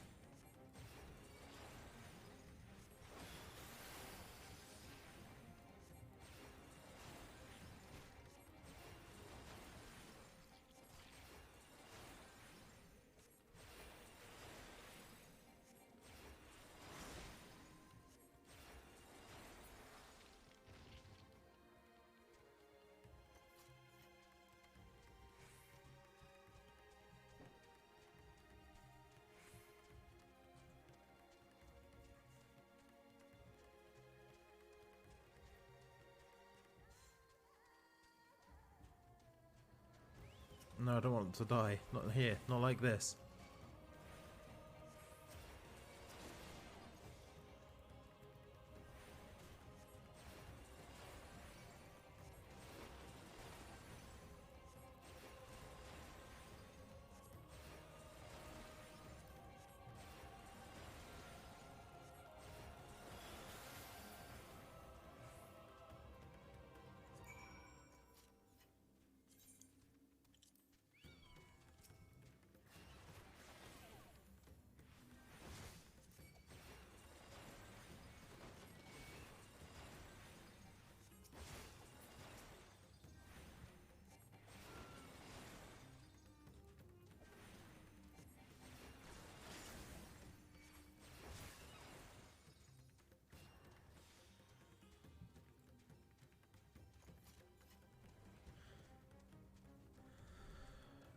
I don't know how we're going to get out of this.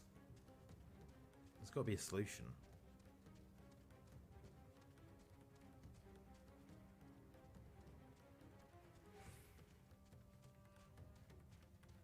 There's always a way out, but I hope we find it soon.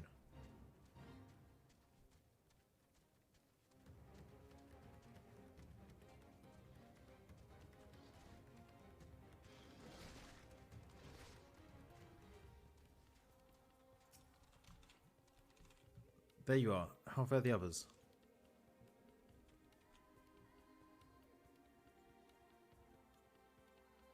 I see. You've got seen to all the beasts in sight. In that case, let's have everyone gather in front of the temple.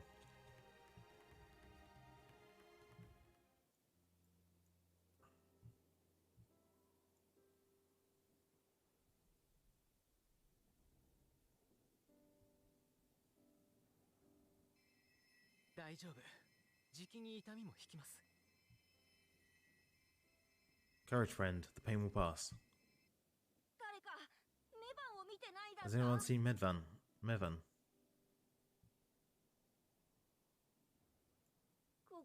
Oh, shit. Where could she be?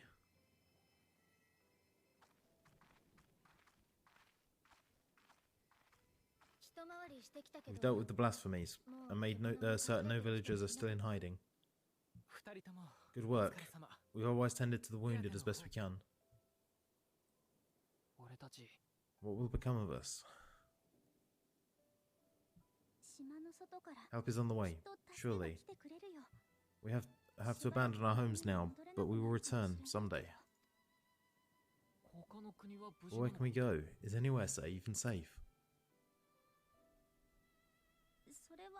That I cannot say. Well, I can. Nowhere's safe. Run all you like. There's no escaping these things.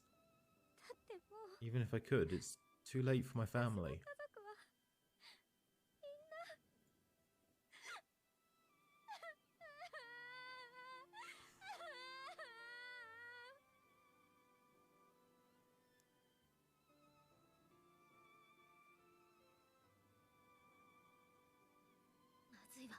This isn't good. The more they dwell on the tragedy, the more likely we are to lose them too.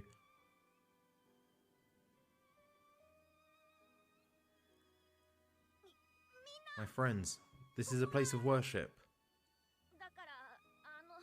Should your hearts quake with sadness, cast your minds to the heavens and remember. Remember the teachings of the old gods.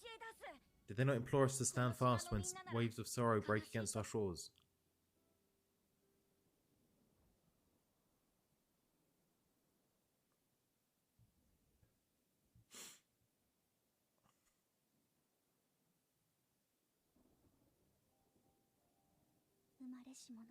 Know this, my children. There is more ugliness than beauty in this world. To live is to suffer, to drink of calamity and drown in anguish. To toil and be tested, always and ever. Well, she's a fucking life of the party. It is a perilous path you walk. Death lurks in the dark, and it is the sole promise that awaits at the journey's end. You will tremble with terror. You will weep tears of anger and despair.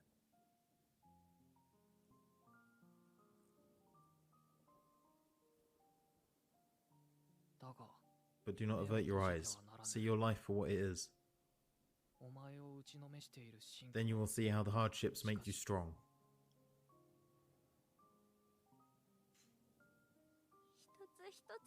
Every doubt reforged as scales for your armor. Every agony to temper your blade.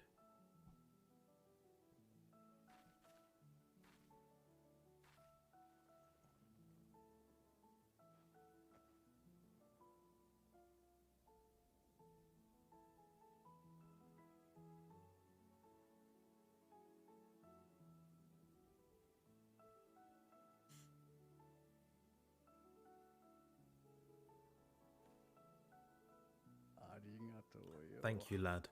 We'd almost forgotten who we are.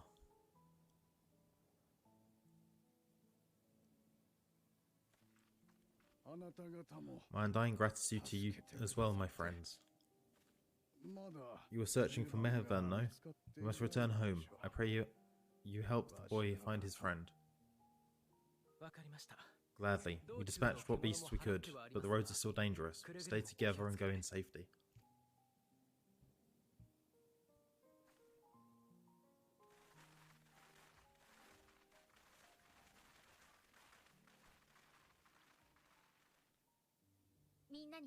That was very impressive what you did back there. Those words seem to resonate with your people. They should. They were the first spoken to unto our ancestors by the divinity of legend. I'm easily upset, and fear shall want to flee at temperamental hand, so I will recite the teachings over and over to calm myself.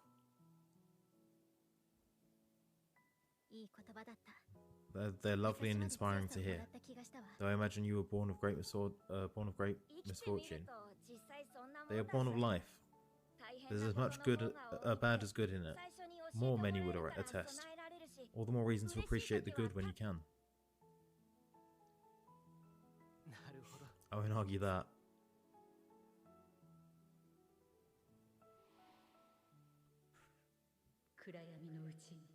In darkness seek joy, surrender not to sadness, and see beyond despair.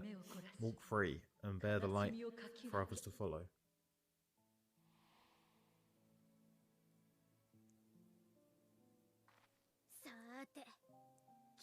And with that, let us see if we can't find Mehevan.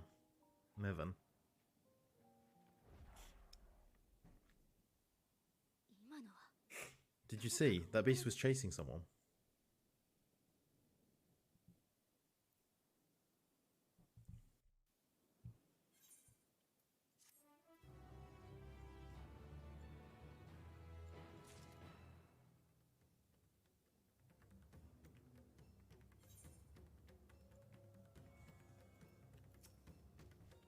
What? Was that man? We must go after them at once.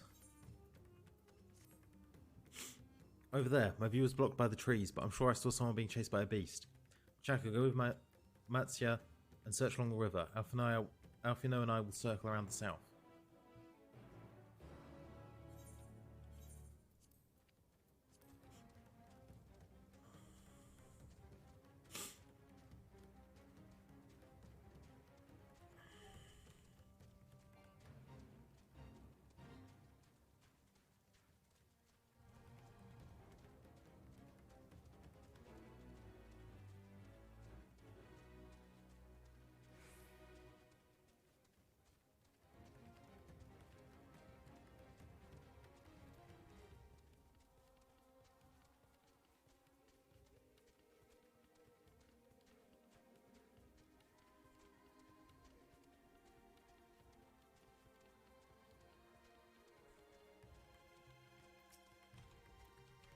We've reached the Font of Maya.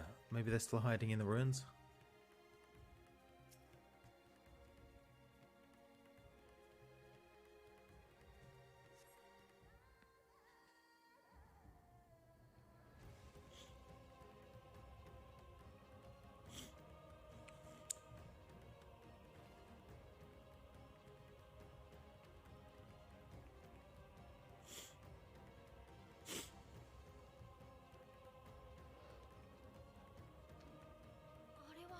That's her.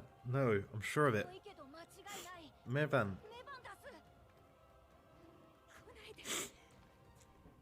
Please don't.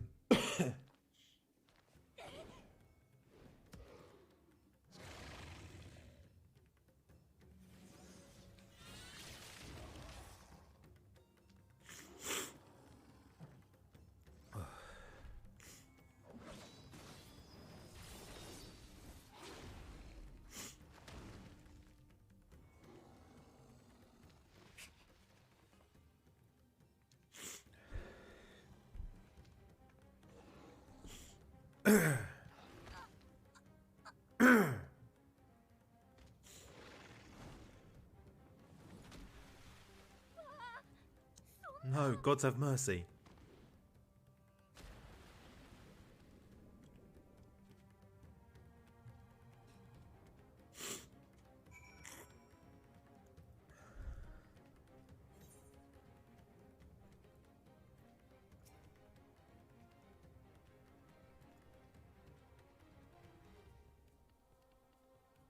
Where's the child?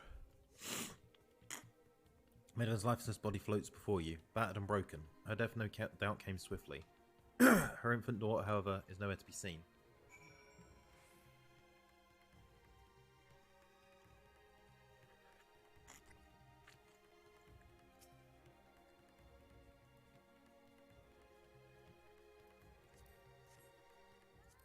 You take the baby in your arms. If she yet lives, you cannot tell, but she will surely not survive unless you carry her to the surface at once.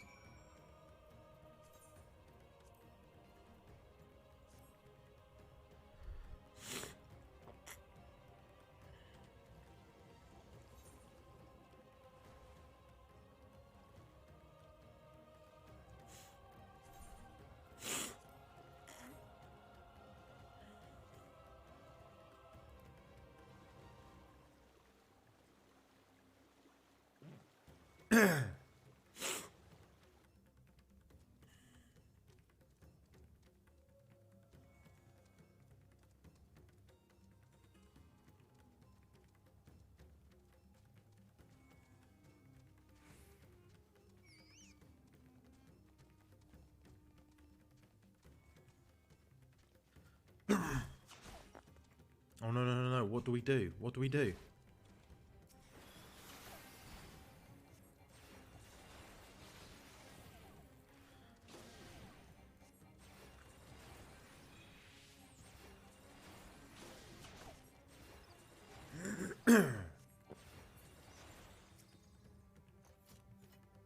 So where are they?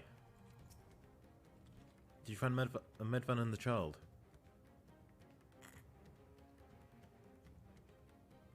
Damn it all. You have the child. Let me see her. Please, come on, please, please, please, please, please be alright. You can't kill off a baby.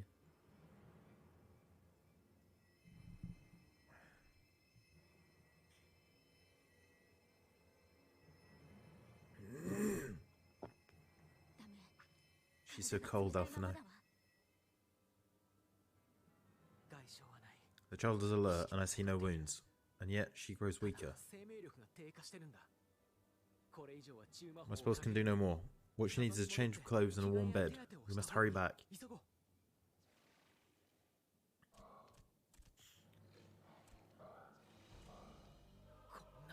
Not now. Matsuya, take the child.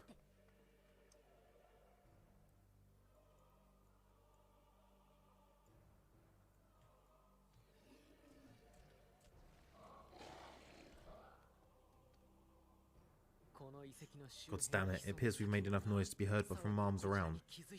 More will be upon us ere long.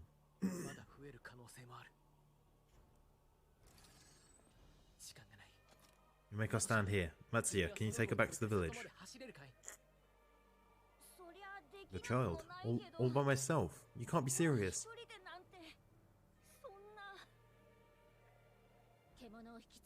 The beast will follow you home unless we stop them here, and so we shall. Be strong, Matsuya. Her life is in your hands.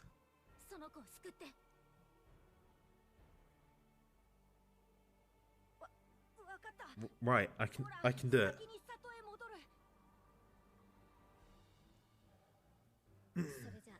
I know you can. We'll keep them busy. Matsuya, go. Quickly.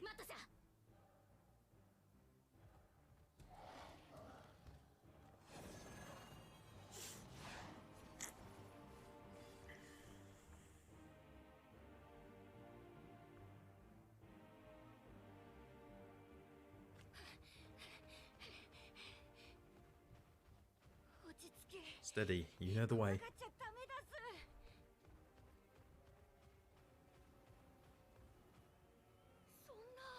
No, not you too.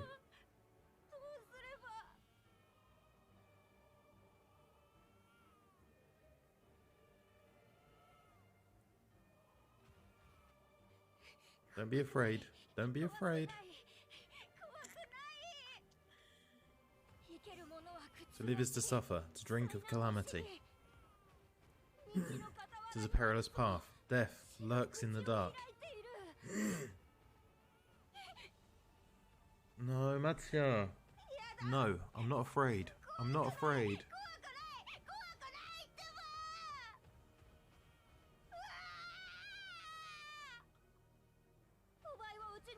Do not avert your eyes. See your life for what it is. See how the hardships make you strong. Every doubt reforged.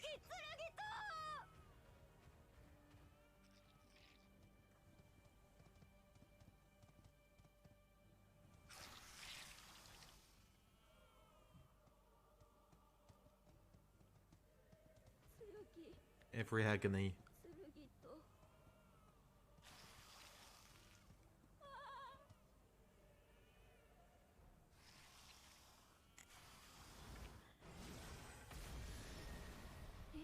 Thank fuck for Estinian.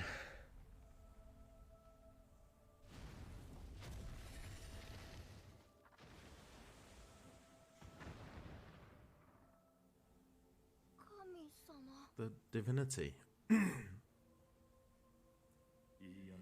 Nay, but one who would deliver thee just the same.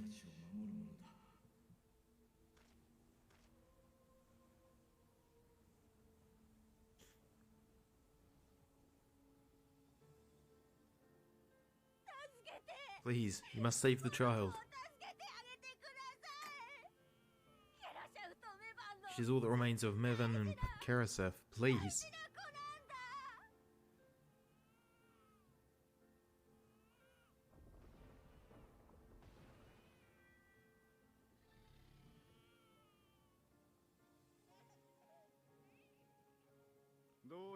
Well, seems the babe's taken a liking to you.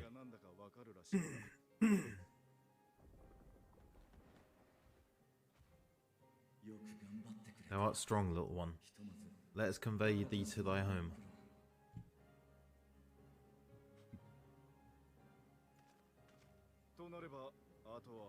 I spied our friends as we flew in. They appeared to be holding their own against the horde.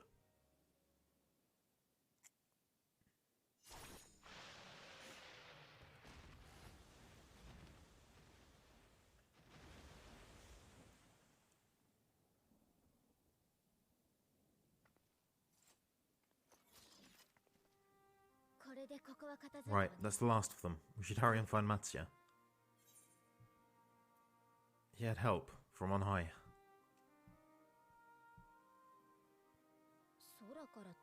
What, like divine aid? A fine battle it must have been. Shame I missed it. Estinian, it was you who came to Matsuya's aid. I was only along for the ride. Vitra was the one who saw the boy was in need. The two are headed back to the village. where the worm will honor Ahewan's wishes and finally reveal himself to his people. Perhaps so. Will you go and join them? There's something I need to do first. Mevan gave her life so that her child might live. She deserved better than to be left to drift alone. She deserves to be laid to rest with her husband, at least. Will you help me?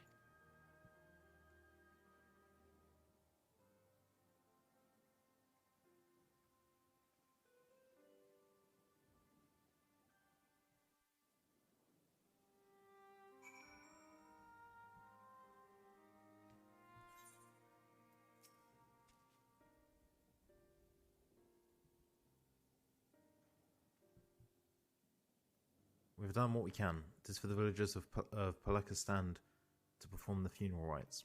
If nothing else, Medvan and Karasev died as they lived, as themselves, and not as beasts. Their souls will find peace in the ethereal sea. To think the day would come when even the smallest of solaces would be this comforting.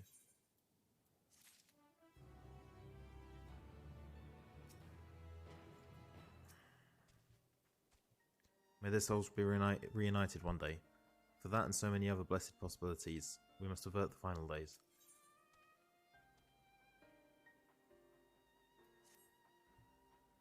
You are ready then. In that case, let's head to Paleka's Stand. No doubt Vitra is waiting for us.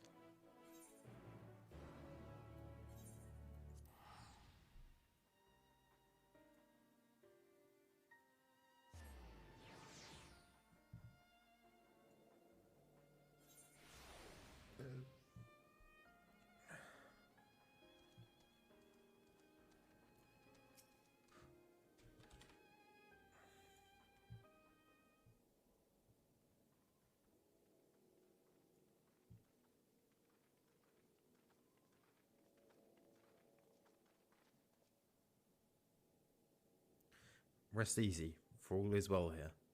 Young Matsuya returned with the babe safe in his arms. Owing to a warm bed, the girl hath already begun to regain her strength. Less joyously received was the word of the mother and father's fate, as well as that of their transformed neighbours. How many children of Thavnir must we lose to this calamity? Mothers and fathers, brothers and sisters, sons and daughters. Every death another void that can never be filled. We who survive them must carry the weight of their memory, as we strive to regain a semblance of what we have lost. Karasev Mevan's babe is a child of Thavnir as well. I thank you for returning her to us safe.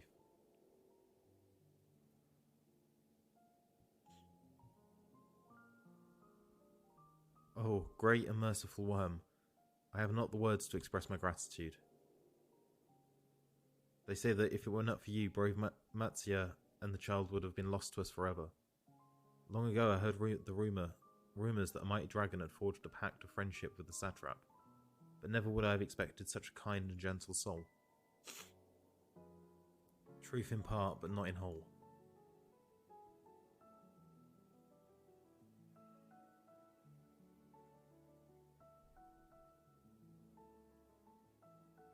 I am Vitra, and for years uncounted, hath this isle served as mine abode. An isle I have ruled over as satrap, with Ahewan as my loyal servant. Are my ears to be believed? You were the satrap all along?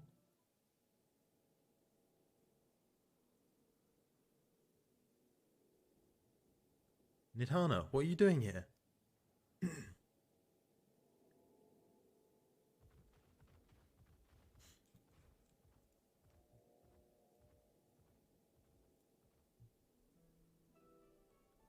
I heard from the Radiant that you had gone to help the people of Paleka's Stand in their time of need, and so I and several of my colleagues from the Great Work came to offer our services. The alchemists have already brewed up some potions for Mevan's daughter. But enough about us. You and your role are the far greater enigma. If you were a true satrap all along, could it be that young Veshan was created to serve as your emissary? Thou didst suspect the boy was but a simulacrum. A rumour has circulated for many years around the High Crucible that our most skilled alchemists were once commissioned by the satrap's family in secret to fashion a man indistinguishable from a living boy. Looking at Vershan with that knowledge, I simply put two and two together. I was not alone in drawing this conclusion, but like me, they no doubt recognized that the satrap was using the simulacrum to work more closely with his people, and decided not to press the issue. I had always assumed one of Ahewan's associates was manipulating it from afar, though the truth is far more surprising. It is an honor to meet you in the flesh, Master Vitra. Pray allow me to express my gratitude. If you had not believed in and given unto us your scales, I do not know where we would be. Thank you from the bottom of my heart. 'Twas thou and thy fellow alchemists that fashioned the means to unmake the towers. You were the saviours, not only of Radzat-Han, but the star. Far too kind you are, Master Vitra. But the star yet wants for salvation. Once more will my colleagues and I commit knowledge and commit the knowledge and resources at our disposal to the mission of aiding the people in this darkest hour. To aim this place is in good hands. I would return to see how Radzat-Han fares. What will you do, Scions? I worry for the survivors we met at Perusa. We shall pay them a visit before making our way back. In that case, might I ask you a favour? Nothing too burdensome, I promise. This way.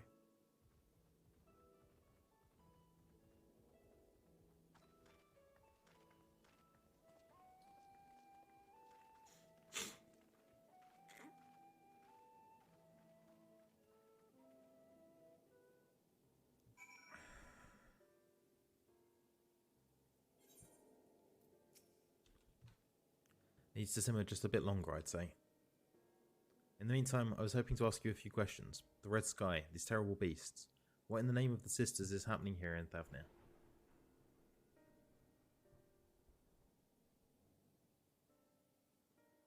Oh my, that's rather a lot to take in. It would seem the situation is even more grave than we suspected. Thank you, friend. My colleagues and I will use this knowledge to see if it can further our own research. And with that, here we are, a pot of piping hot chai, brewed with my own secret recipe of spices and tea leaves, together with hearty helpings of rich milk and the purest sugar. I've made enough for everyone in the village. Might I trouble you to deliver a few cups? The drink has medicinal properties, then?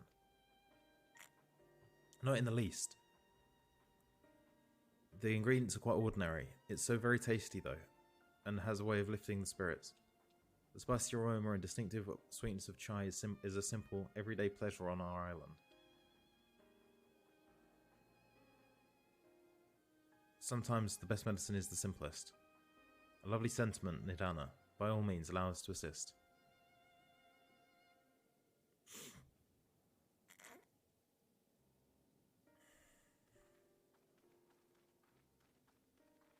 While you lot distribute hot beverages, I'll do a sweep up for errant beasts to slay. A far less arduous task, no doubt. When you've finished, look for me at the wakeful Torona.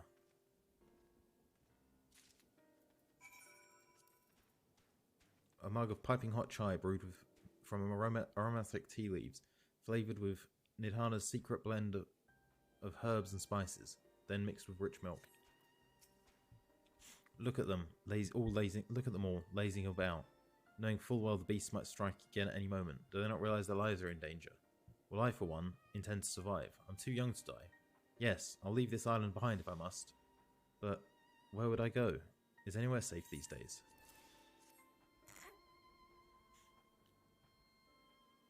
A cup of chai. Can't you see I have more important things to worry about? No, you're right.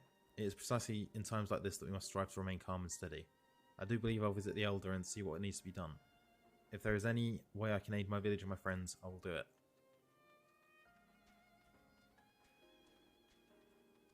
Oh, Chocobo Keep.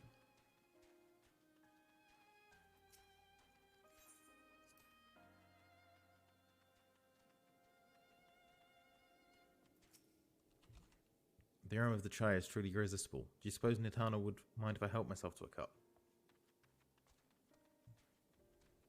Is there a mender here somewhere?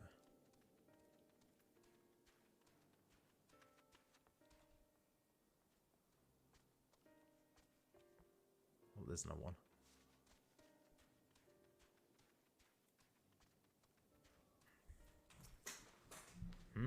Wait, I know you. You were the one who saved us from the beasts back at the temple. Were it not for you, well, let's not even think about that. At times like this, we mustn't dwell on what might have been, but look to the future. But what future awaits us? How can Reds at Hand hope to recover from this? Most of my friends are gone, and I don't even know where to turn.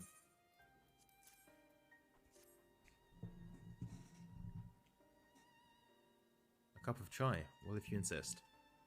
That aroma has a way of clearing the mind. Come to think of it, we faced our fair share of trials in the past as well, and no matter how hard the times, we always come together as people united.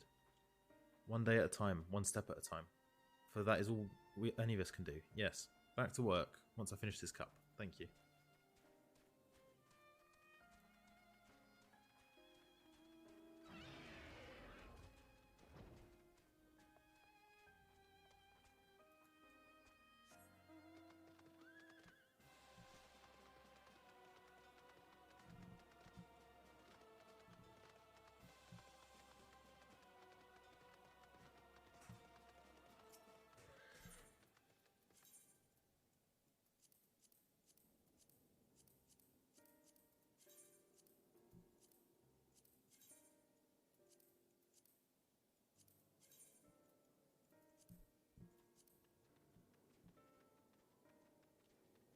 Oh, one up there. Vishrid.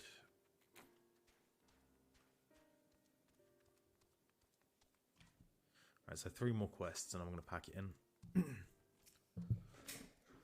I'm sorry, I just want to be left alone. My best friend and I, we fled the village. One of the beasts took him and it was all I could do to run. All the while I could hear this monstrous voice screaming my name.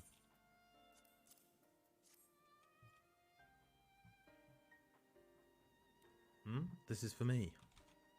We used to drink chai together often. Shared stories over steaming cups after a hard day's work. Thank you, my friend. The pain may never pass, but I must press on all the same. For his memory, and for we who must remember.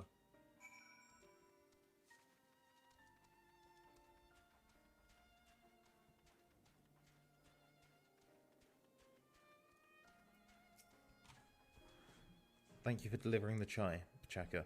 Did it help to lift the villagers' spirits? That is heartening to hear. Heartening to hear indeed. The final days show no sign of abating. But that is all the more reason that we must try and keep our composure. Our lives have been forever changed. The people we have lost will never return to us. These tragedies will long weigh on our hearts. But we have the capacity to live with our suffering, to carry the agony until we too join the fallen in death. It is not a surrender, but a recognition. For it is only in acceptance that we can find the strength to move forward. Alright, I'm actually going to call it here. Am I in a sanctuary?